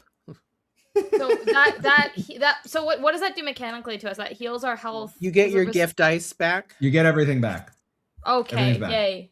Everything's Yay. back. Oh, thank goodness. Do I get my heart die back? You'll get your heart die back. Yeah, you'll get your heart die back because you would anyway. So yeah, you get your heart die back. I reward that. Hey, everybody, do you think there might be a reason I'm being so nice? Yeah, we're I'm about to terrified. rock. Because it's gay wrath. Because it's gay wrath. And you know what happens on gay wrath? Because of I the trust- mushrooms. I trust my friends Fox, to Hound, be really Mulder, good at the Scully, games they play. Blythe, Mm-hmm. Danner, Blitzen, Donner, Ghost, Frederick, Duck. Dia lists the names in perfect like if Dominic there's one thing Dia's Monaghan. retained from this, it's the names of all of the spores. Ryan Murphy. And Pippin. Yeah. and Bleppo. Bleppo. Oh, fuck. Yeah, take advantage for that too. I enjoyed Yeah. that. Happy Wrath. All right. You're going to ride Baba Yaga into this fully submersed like area in this vault. You would have had to deal with the water. You don't have to deal with that shit now. You're in a fucking alligator hut. So the alligator takes care of that shit for you. Basically, to go right at it, there's a chest. There's a chest that just, if it's okay with you, I'm gonna say Baba Yaga like moves up with their snout and now it's out of the water. It is highly decorated. What do you do? I have a rusty old key. Oh, Oh my goodness. let's see if that works. I literally Yeah, have a sure. rusty old key. Thanks, past Eli. Go ahead and go up and use that rusty old key, but I am going to make this a roll. Yeah. And you're going to see why. So what I want to know is, how do you approach the use of this rusty old key so we can determine which virtue this is against? Ephemera goes and puts. I'm like, Ephemera, go, baby. I know not to go to the mimics. Go, baby. So this is a wits roll, I would imagine, right? Because ephemera is an expression of your wits. Okay. Let me know if you succeed or fail, or if you roll a 1 or a 20. There are variables here. I succeed with a 5 under 14. Okay. So in succeeding with a 5 under a 14, it opens for you very easily. And what comes out of it are 4 potions that go boop, boop, boop, boop onto the ground in front of you, and the chest transforms itself into a unicorn. Guess what? If you'd failed, it would have transformed into something else. Roll me a d6, please, since you did this. So you get to decide this. Oh my god, look, rainbows. I call it. Mr. Unicorn, do you have a name? It's going to fully depend on what your d6 says. It's a 2. Okay, luminescent, playful and fun, can create an aura of captivating illusions, easily bored, and will play tricks on unsuspecting individuals that can sometimes get out of hand. Mood. Oh no. So, yeah. It's my horse. Yeah. Honestly, I'm a horse girl. kind Can't of. you tell? I'm going to say this. I'm a horse girl. This unicorn looks at you with star sparkles in their eyes. And you have one opportunity here to charm this horse, which is usually going to be a grace roll. If you do that, and you can use stuff if you have stuff to use, whatever, this is fully going to be your horse, like your unicorn. I will give you the stats. I will tell you what the unicorn can do on top of the trait that I just gave you for it. And it will be under your control, not mine. If you fail, other things will happen. Can I roll with advantage because I have the talent of aura reading for real? Yes, you can. That I have. Yes, you 100% can. Okay, Herodice, let's go. I also gave you another advantage that you still have floating, but this one's Sabrina's not that. a monster. I love Sabrina.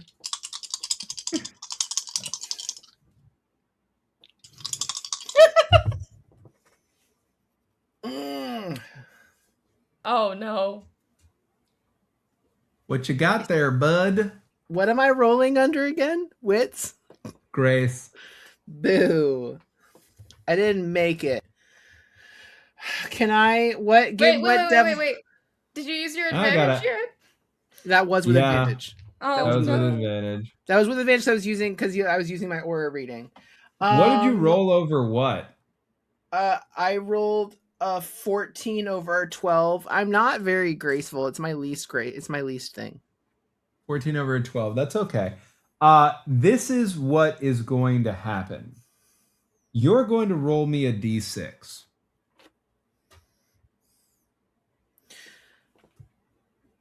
Can ephemera roll for ephemera to have this unicorn? And is ephemera still a rave light?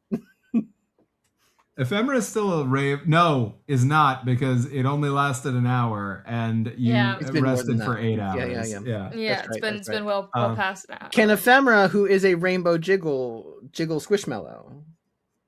After this. Okay. After this. You're not an initiative. So you can, okay, 2. So let me see. I don't even have enough dice out for this. I'm gonna have to do this twice. What a comforting statement. What a comforting statement, Danny. What a wonderful thing for us to hear. Glitter spray. Range nearby. Save wits. Guess what? You're all in range. Shoot out an array of colorful magic glitter nearby to all of you. Up to some creatures are stunned for dice rounds. I rolled 3 gift dice because that's how many gift dice this unicorn has. So it's going to be 3 rounds. Would you like to know how many creatures I can stun? All of us. I rolled a 5, a 6, and a 1. So I could stun 12 creatures if I wanted to. No, So Bubba. there's 6 of you plus the mushrooms. And the mushrooms there are 12 of. So here is where I am going to ask you to woo me on this, our Year of Pride. I'm either stunning all of you for 3 rounds while this unicorn does whatever for 3 rounds at all of you. And that includes half of the mushrooms. Or I only stun the mushrooms and they're all stunned for 3 rounds. They will take damage first on every round. And they don't have a lot of HP. No. And you will have to do your stuff at disadvantage during those 3 rounds. That is my devil's But I have them bargain. in a bag. Why would they be holding me back? They're not holding you back. The guilt of knowing that above table you have traded your safety for theirs is holding you back. Both Sabrina Guilt? and Eli don't Guilt? give a fuck. I don't know what to tell These you are about babies. They're No, babies. they're not. They could They're die. mushrooms. Mushrooms didn't even have They're names. mushrooms. Excuse me, they do have names. Bleppo, Harpo, the other one. So if they're stunned for 3 rounds, God. you're Okay. still going to be attacking with disadvantage, but you won't take any stuff. And it's not just you. Ephemera gets a turn. Bubba gets a turn. Or all of you, including Ephemera and Bubba, are stunned plus half of them for 3 rounds. And then I'm just going to do 3 rounds worth of stuff to you. And then we go from there. I think we gotta play it smart, y'all. I think we gotta play it smart. Yeah, I'm fully gonna let these babies get paralyzed. They're like, make them glitter, babe. Look, it's the edible glitter. Look at them. Look at the babies. Look at the unicorn. It is Thea has edible absolutely glitter. No qualms. Thea has absolutely no qualms making the mushroom suffer. You're gonna be doing this with you're gonna be fighting with disadvantage. I'm going to attack at the top of each round, so even if you go before me, these mushrooms with something. And you are actually, you know what? I'm not gonna do that. I'm gonna do that rules as written. Whenever my turn is, at the top of my turn, Okay. I'm gonna attack them. You gotta do a bunch of wits tests, baby, because Okay. you're in initiative. At disadvantage? Yeah. Unless you want to spend an advantage on it to roll queer, because we don't roll straight here during our month of wrath. I will spend my advantage. All right, go for it. A 1? You get 2 acts right at the top. Very good. All right, what do we got? What do we got from everybody else? 18. So I failed. Oh no! Okay, so you'll go after. That's okay. What else we got? I'm also using my advantage. And we're rolling under, what was it, wits? Wits for Wits. for initiative. Yeah, I got 12 under 17. All right, you're gonna go after Neon and Insha. Woohoo! Another 1. So this is how we're gonna handle your it. turn. You two can decide how you want to split it up, but you're gonna toggle between the 2 of you, doing your 2 actions in tandem, right? So what do you 2 want to do? I would like to go first because I have a thing. Yes, please. Go for it. Please. I'm gonna use Tactician. You spot a momentary Ooh. weakness in an enemy. Describe how you're going to cleverly exploit it with your attack and modify your attack roll up to some. If you hit, add dice to your damage. Alternatively, you can react to yell out instructions to a friend who can modify their attack and damage rolls as above. So, Cool. So you got to roll a gift dice for that, right? Yeah. What are you rolling? I think I'm going to. It's a unicorn and it does like magic stuff. It does magic stuff. Don't I think hurt it. It's a glitter thing. It's Can just. Misunderstood. I Can think I- I'm gonna take the thing so I yell instructions, but Can I do a thing before you roll? sure. Can I use a gift dice to do Pop It, which is focus on a creature nearby and break a doll made of sticks and twine. Choose to grant your friends dice extra armor against the creature's attacks or reduce the creature's armor by dice. Lasts for some rounds. So can I absolutely. So depending Okay. on how many dice, if you're going to just roll one dice, every time it said dice, the number is 1. Okay. And then whatever your outcome is of that roll, then that's the sum part of that. Okay. Okay, so that's 1. So Okay. you're going to increase everybody's, so you get that gift dice back. Are you going to increase everybody's armor by 1 against the unicorn, or are you going to decrease the unicorn's armor by 1? How badly do you want that unicorn? I'm just asking. It's just kind of just like I can't. It's glitter. Okay. I'm gonna increase everybody's armor. Okay, cool beans. You go ahead and do that. And for how many rounds, it says? For some rounds? Lasts for some rounds. So it's still 1. It's all 1. So all the numbers are 1 since you rolled a 1. You get the dice back. But it's good. It helps now. Okay. That's on the mushrooms also. Will also be the help. Yeah. So good news. I get all of my dice back because I rolled 2 3s, a 2, and a 1. And the sum of that is 9.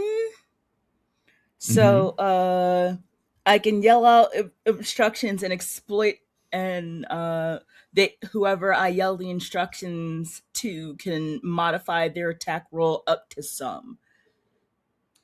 Okay. So that they can modify it up to 9. Love that. That's beautiful. So modifying up to 9 is super strong. What I will tell you is in that tactical insight, I can't give you stats the way I would if you'd used the other move that you used before. But I can tell you that unicorns are known to be benevolent protectors of the innocent. Unicorns radiate beauty and grace, and their eyes shimmer with an ancient wisdom. They aren't without flaws, however, and can be possessive, vain, or sharp-tempered. We've already established above table that this one is playful and fun, can create an aura of captivating illusions, is easily bored, and will play tricks on unsuspecting individuals that can sometimes get out of hand. So even though you're in initiative, that does not mean this thing is attacking you. It tried to stun you for X amount of time. You don't know what else it can do. It could have done something nastier than that, right? Show the babies. Show the babies. Wait, hold on. Can I ask a really quick? I'm sorry that I'm asking this question because I know it's going Don't to worry about backfire on all of us. Neon, were you rolling gift dice there? God, yes. Wasn't that a gift dice roll? Because it was a special. You had to do that. It's a special. Yeah. That's why it was gift dice. Yeah. Whoa! 2 1. Yeah, there it is. Yeah. Mishap. No, it was 2 3. Mishap. Oh, 2 3s. Mishap. Go ahead and hit me with that mishap. 4. Thank you for that. 4. 4 is the wild magic table. So instead of what you were intending to do, this happens. Roll me a d20. Look, I'm sorry, y'all. I just wanted to make sure I wasn't A confused. fucking 20! Fireball within a 20-foot radius, which means you're all in the radius. And so are the mushrooms, and so are your summons, and so is this unicorn that just wanted to be your friend. Just wanted to be your friend. It hasn't seen the mushrooms yet. We can still give it we can still show it the mushrooms. Eli's not back yet. Assuming it's standing, the save for it is grace. So it's going to deal some damage or on half or half on a successful save. Your sum was 9. So it's going to do, hey, Eli, while you were away briefly, Neon accidentally fireballed everyone.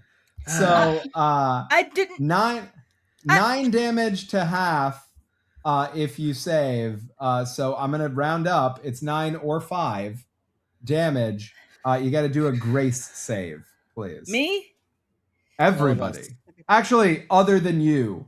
Yeah, you're the only one who doesn't have to do it. Oh, because I'm like the emanation or some shit. You're the point of emanation. Okay. That's right.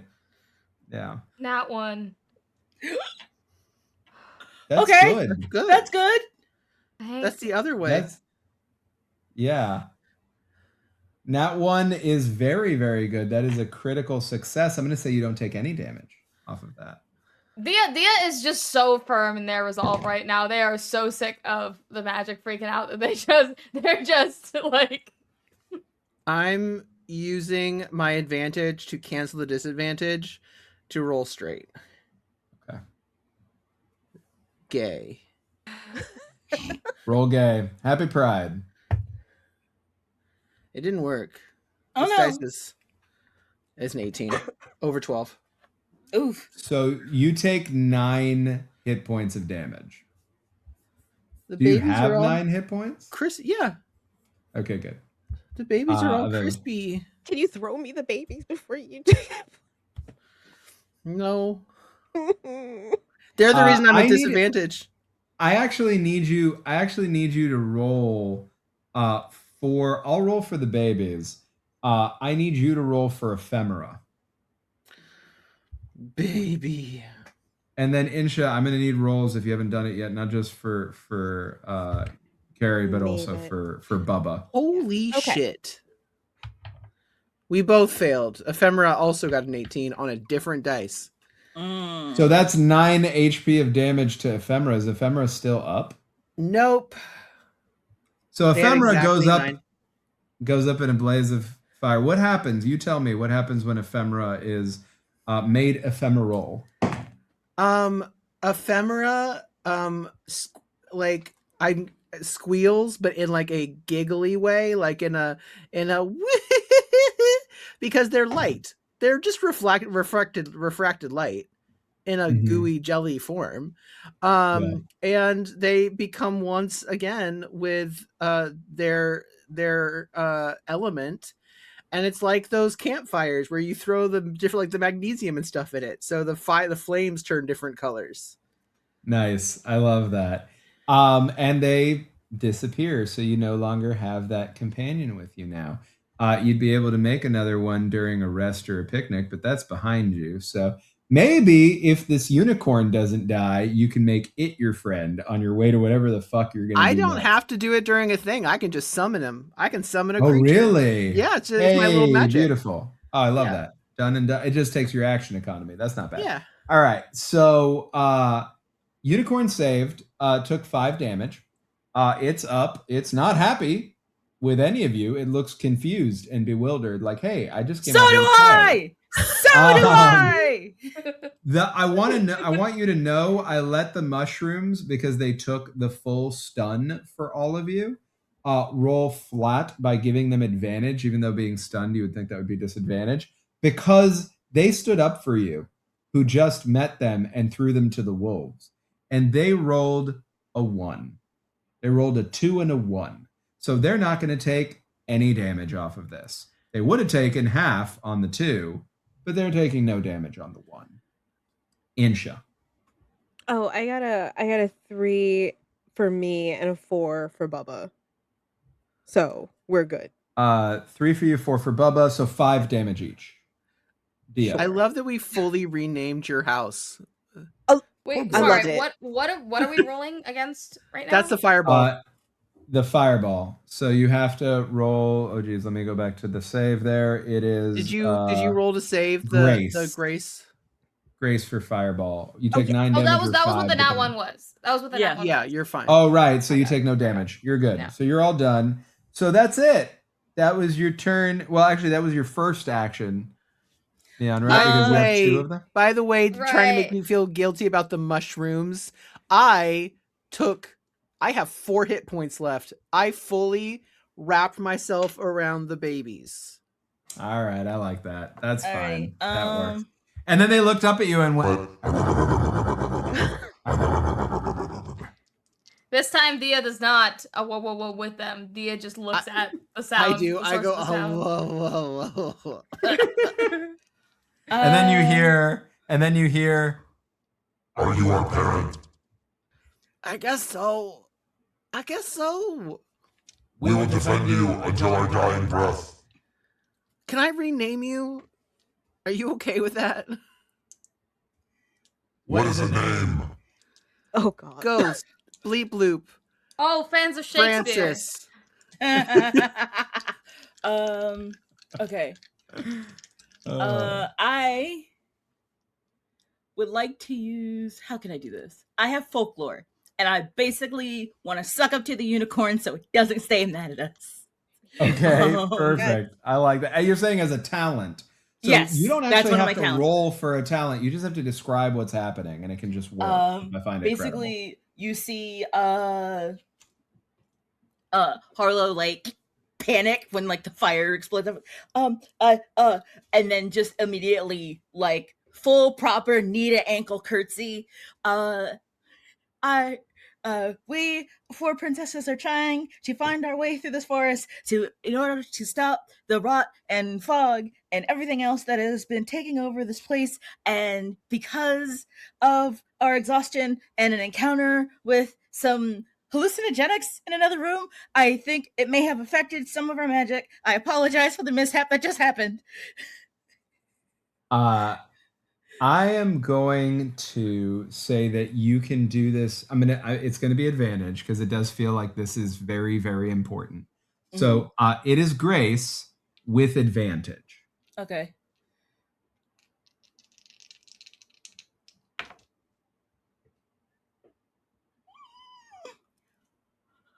Okay.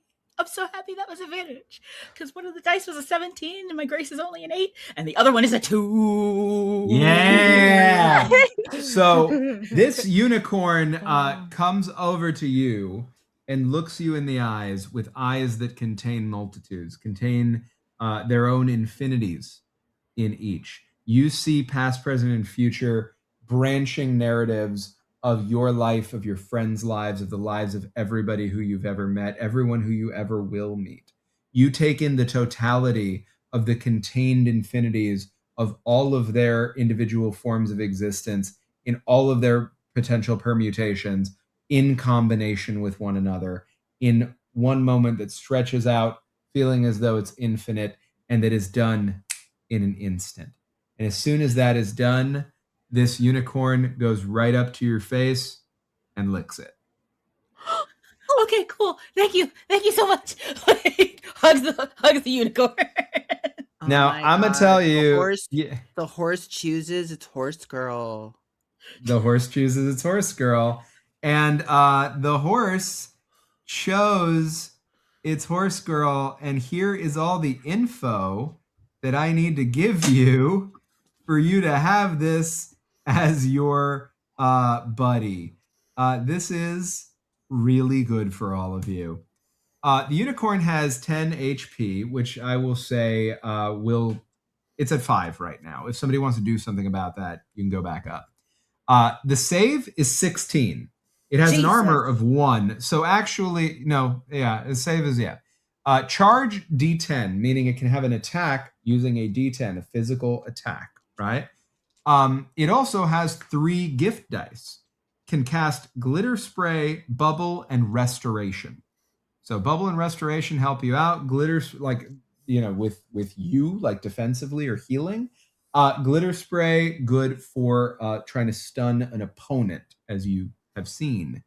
3 gift dice function as usual. The 3 gift dice that I rolled all came back. So you have all 3 of them.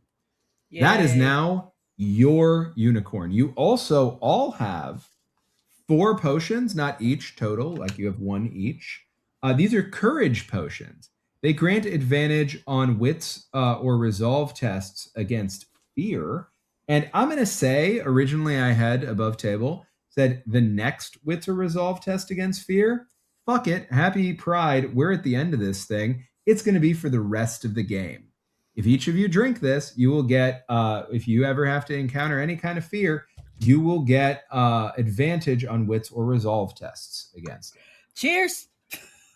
I'm gonna grab it and use alchemy to be like, okay, no, this is a good one. This is a good one. I promise, no drugs. No drugs. It just gives you some liquid courage.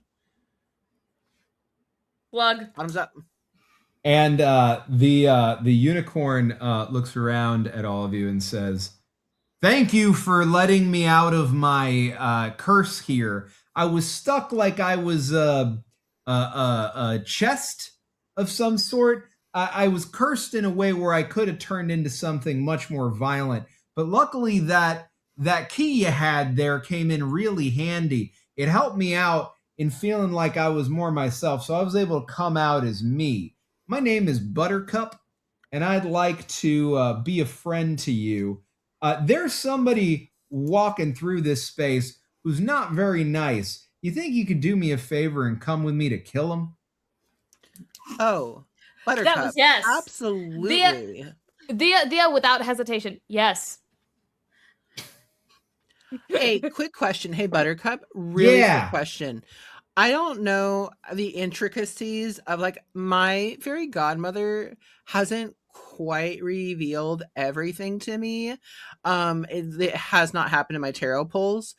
Does your glitter spray consist of just full rainbows? Is it like spraying rainbows at people? Because that's what I do.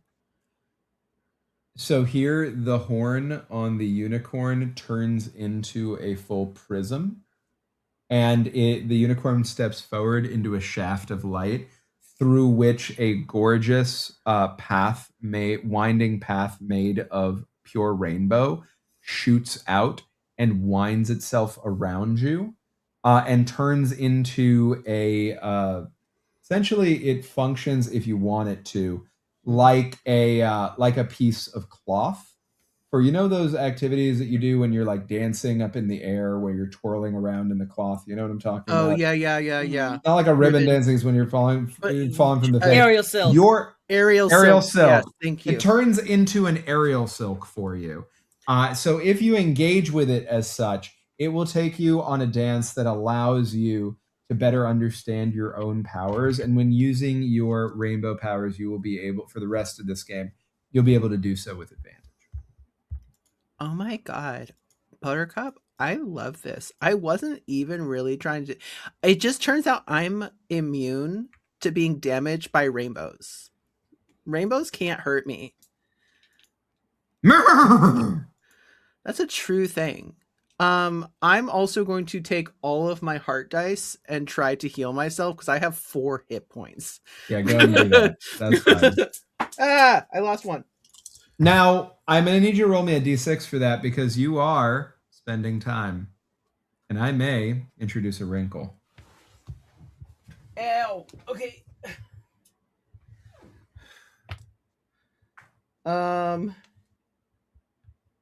8, 12.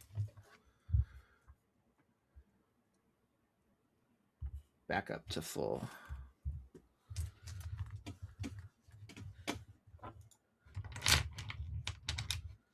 Okay, D12. Sorry, I don't have a D12. No, d6. D6. Okay, good. Okay. You just do not want a 1. 5. Yay, no wrinkle. And before this unicorn helps you follow the trail of whoever the fuck came through here to wherever the fuck you're going, let's take a quick break. We will be right back. Everybody hydrate, have a good time.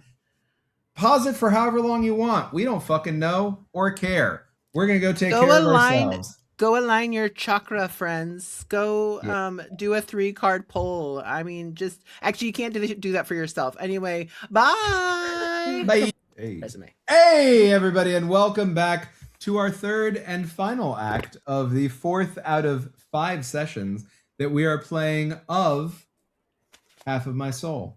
Here playing Perils and Princesses on Streaming Rainbow. Raising money in this, our Year of Wrath, for our good friend Serafina Smith, who is a founder here, who's an incredible artist, an incredible storyteller, an incredible human, and who has moved for their own safety. So if you have an ability to donate, please do. The Ko-Fi link is around. And we love you either way. Without further ado, I believe you all are traveling within Baba Yaga, perhaps, although one of you might be riding Buttercup if you'd like, or Buttercup could be in Baba Yaga with you. I mean, it's whatever kind of deal you want to be doing there. Ephemera is no longer with you, but can be if you take time to bring them back. And you all have an opportunity as you travel in the direction that Buttercup tells you to go to decide to do some stuff. Now, Ephemera, you're going to have to spend some time to bring Ephemera back. So if you do that, I am going to need a D6 to see if a wrinkle comes up. If any of the rest of you would like to do anything else, such as healing yourselves up, etc., you would also need to spend time individually on that because this is not a rest of any sort or a picnic. What'd you get? I got a 4 for the wrinkle. The wrinkle. And I did roll for ephemera earlier. I think it was And also 4. it was a 3. Mm. To which means that ephemera is back, but only with 3 hit points. Is it the same ephemera? That's a you question. Yeah, that's not. We don't not know. for me to decide. It's the kind of hard to tell. It's the transporter problem, you know. Yeah. It's like if they're it's Ship of Theseus. If they're disembodied and then reconstituted at a molecular level, at an atomic level, or a subatomic level, even if they follow the same plans, are they the same? Even if they have the same memories, are they? They're really just like the thought and the feeling of joy and rainbows. So like ephemera. Hey babe. Mwah. Anybody want to do anything else on the way over? Are we good? Okay. I'm ready. Thea's ready. I'm just healing myself. Oh, well, so the healing Physician, yourself, I do heal need. thyself. Yeah. Oh, you're healing yourself with your talent. Yeah. So I'm just kind of cool. Then I'm going to say that's not something that you have to spend time on, and you don't have to roll a die to see if a wrinkle shows up. So, Baba Yaga ushers you all in through gigantic, crumbling double stone doors into a gigantic tomb. At the far end of the chamber, sitting upon a throne of petrified Moravian roots, because if you'll remember, this tied into before, you're under there in the Enchanted Forest right now, is the skeleton of the conjurer Velisar.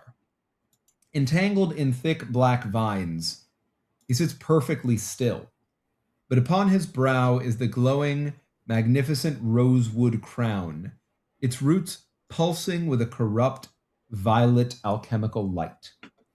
The moment you all enter, his giant, hollow eye sockets flare with purple fire. The roots fall away at his command. He stands regal, drawing a rusted, massive broadsword.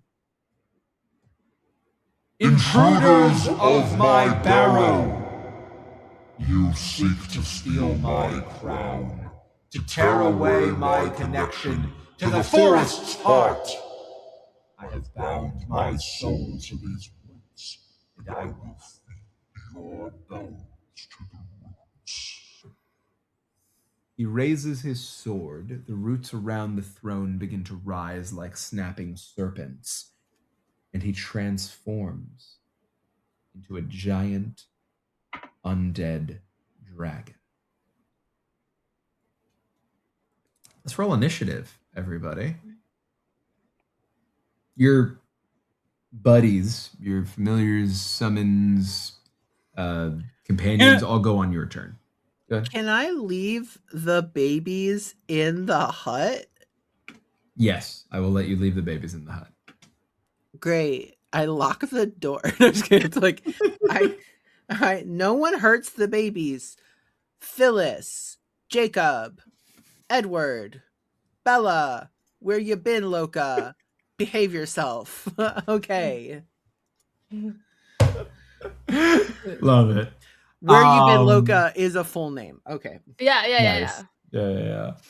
All right. What do you got 514. on those initiative rolls, which I'll remind you is wits?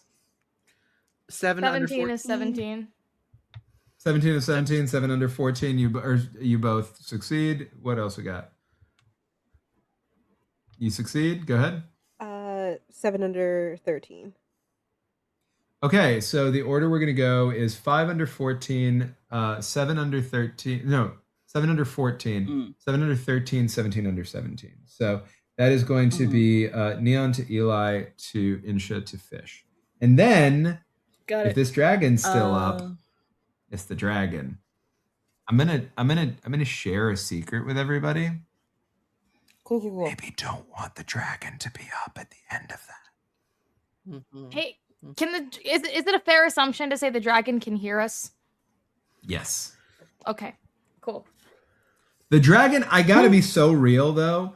Okay, so to mind Palace this correctly, the undead dude on the throne, full Warhammer 40k, like we're talking Emperor size, fucking huge, right? The like think of it that design but made very very big, like a statue of that, whatever. Yeah, the dragon bigger. Baba Yaga looks like a pup next to this thing, and it's a giant throne. It's a giant throne room that also is a tomb, and the casket in the middle is the size that the undead dude could have gotten into. So that's what you're looking at. Cool. Is the dragon also undead? Yes. Okay. Because it's just a transformation of the guy into the thing. Yeah. So yeah. Mm-hmm. I'm going to use Tactician, and I'm going to use all 4 of my dice to do it. And I'm going to direct the unicorn to attack the weak spot of Big Dragon. Mm-hmm. So let me find out how much this attack roll for the unicorn is going to get modified. Mm-hmm. Oh, hell. 11, 13, 16. Do you get all your... I lose 2 gift. Yeah, there you go. Okay. I lose 2 of them. But you get 16 more damage. Yeah.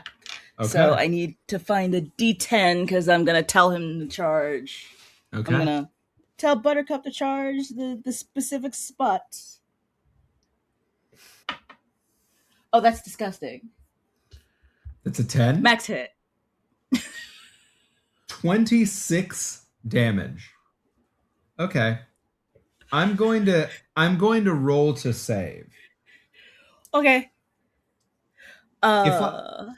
If I don't get a nat 20, I save. Okay. So that 26 would go down to 13. That's still not bad. No, it's great. As Buttercup goes, "Grr, for all these people who I just met, and charges. I saved. So that is 13 damage, which is good.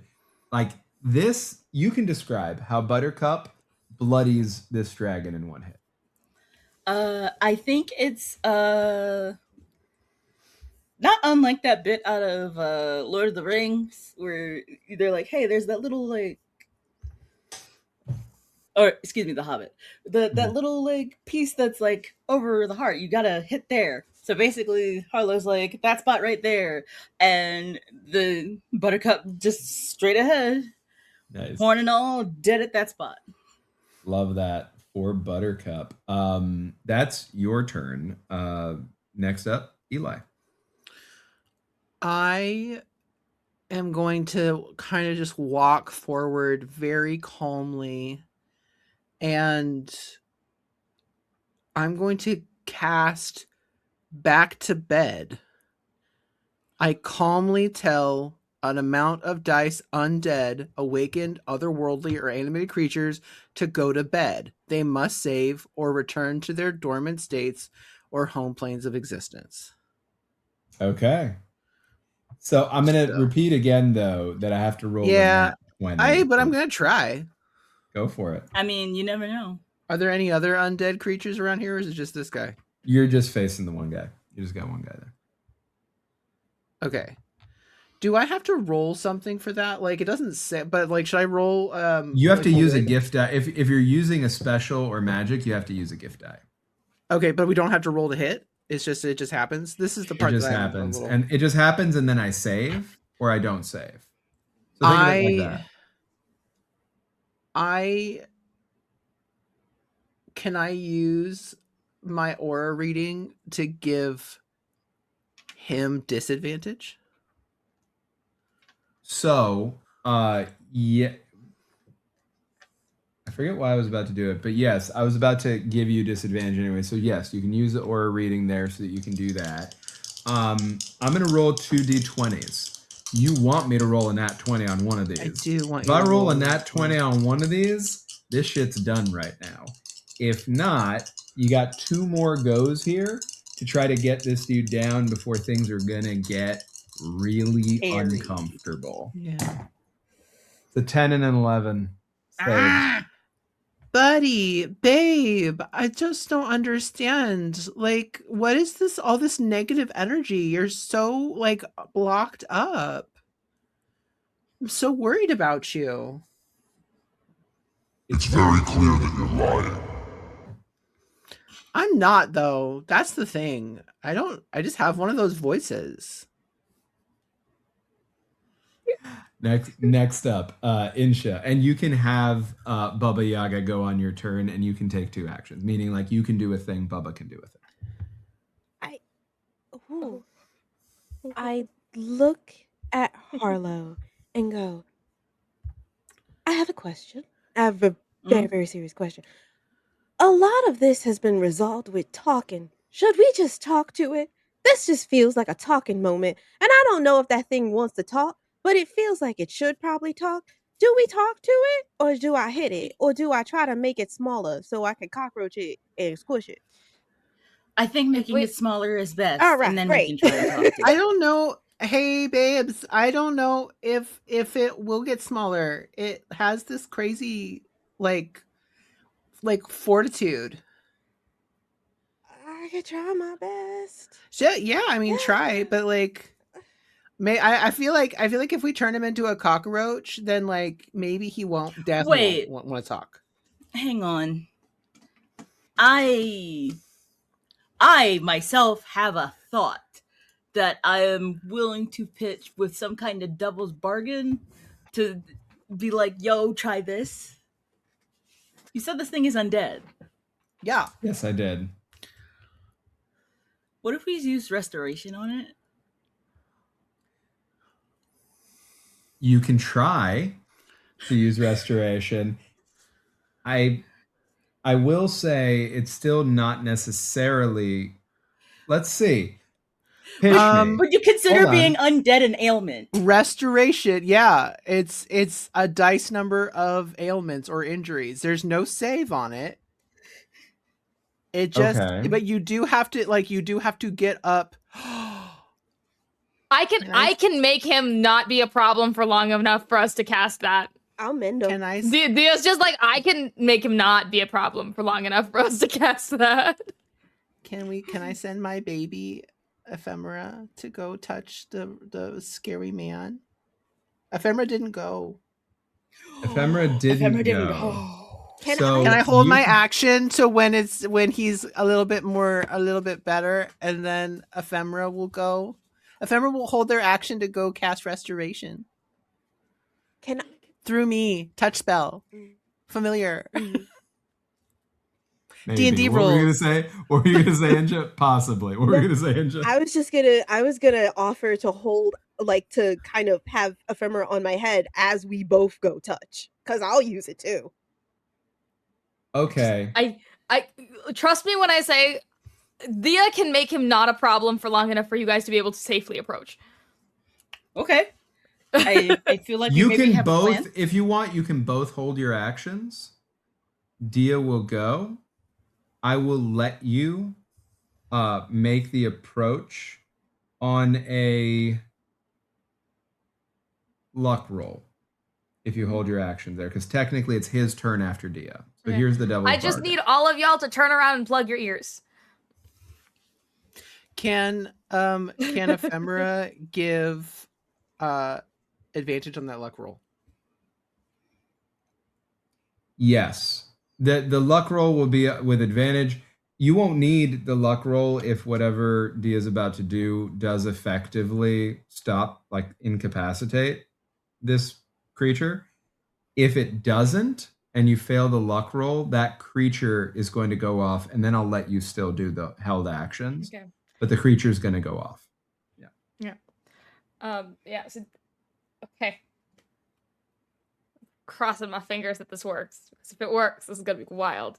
Dia's gonna be all like, plug your ears and turn around. Trust me. And we'll do a we'll begin to dance around this creature, and the music kind of emanates from their throat, and I'm doing simple songs.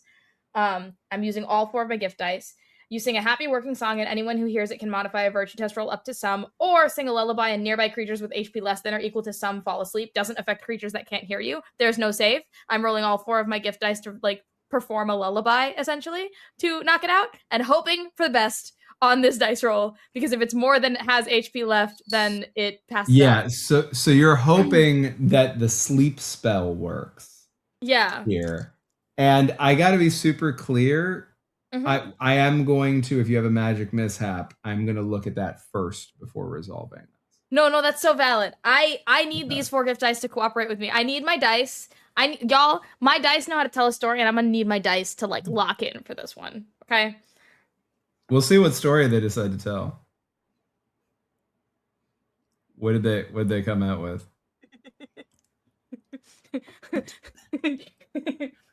A 3, 4, 5, and 6. I was praying for that. Are you fucking serious? 3, 4, 5, 18. and 6. That's 18 total. And I get only one of my gift dice back. But you get only one of your gift dice back. All right. Describe how you put this fucking undead dragon to sleep. I think that Dia is like hypnotic in the way that they dance. I think that they know how to tell a story through their face and through their body, and they are literally hypnotic. And I think in the way that they're moving around this thing, it's almost it just kind of gets a little like woozy and a little dizzy and then kind of kerthunk. At which point I'm going to quickly run around and tap everyone on the shoulder that they're safe to turn back around. Oh shit. Because otherwise it would mean all of y'all pass out at the same time. And I didn't want that. Did Baba Yaga cover its ears? Oh, It closed. Oh, Sorry. It went. His head went back down. So it's like. All right. If not, Baba Yaga could be asleep too. So no luck die needed. The 2 of you can go up and cast Restoration. Use all your gift dice if you want, so we can see how much HP or is cured or how many ailments or injuries. I think the way that you want to do this is probably ailments or injuries. So it would be like, how many gift dice do you have between you? I have 4. I have 4. 8 gift dice to work on this. Go ahead and roll them for me just so we know what the HP sum would be.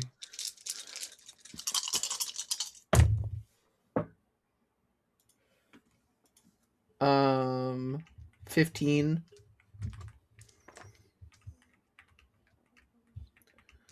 15.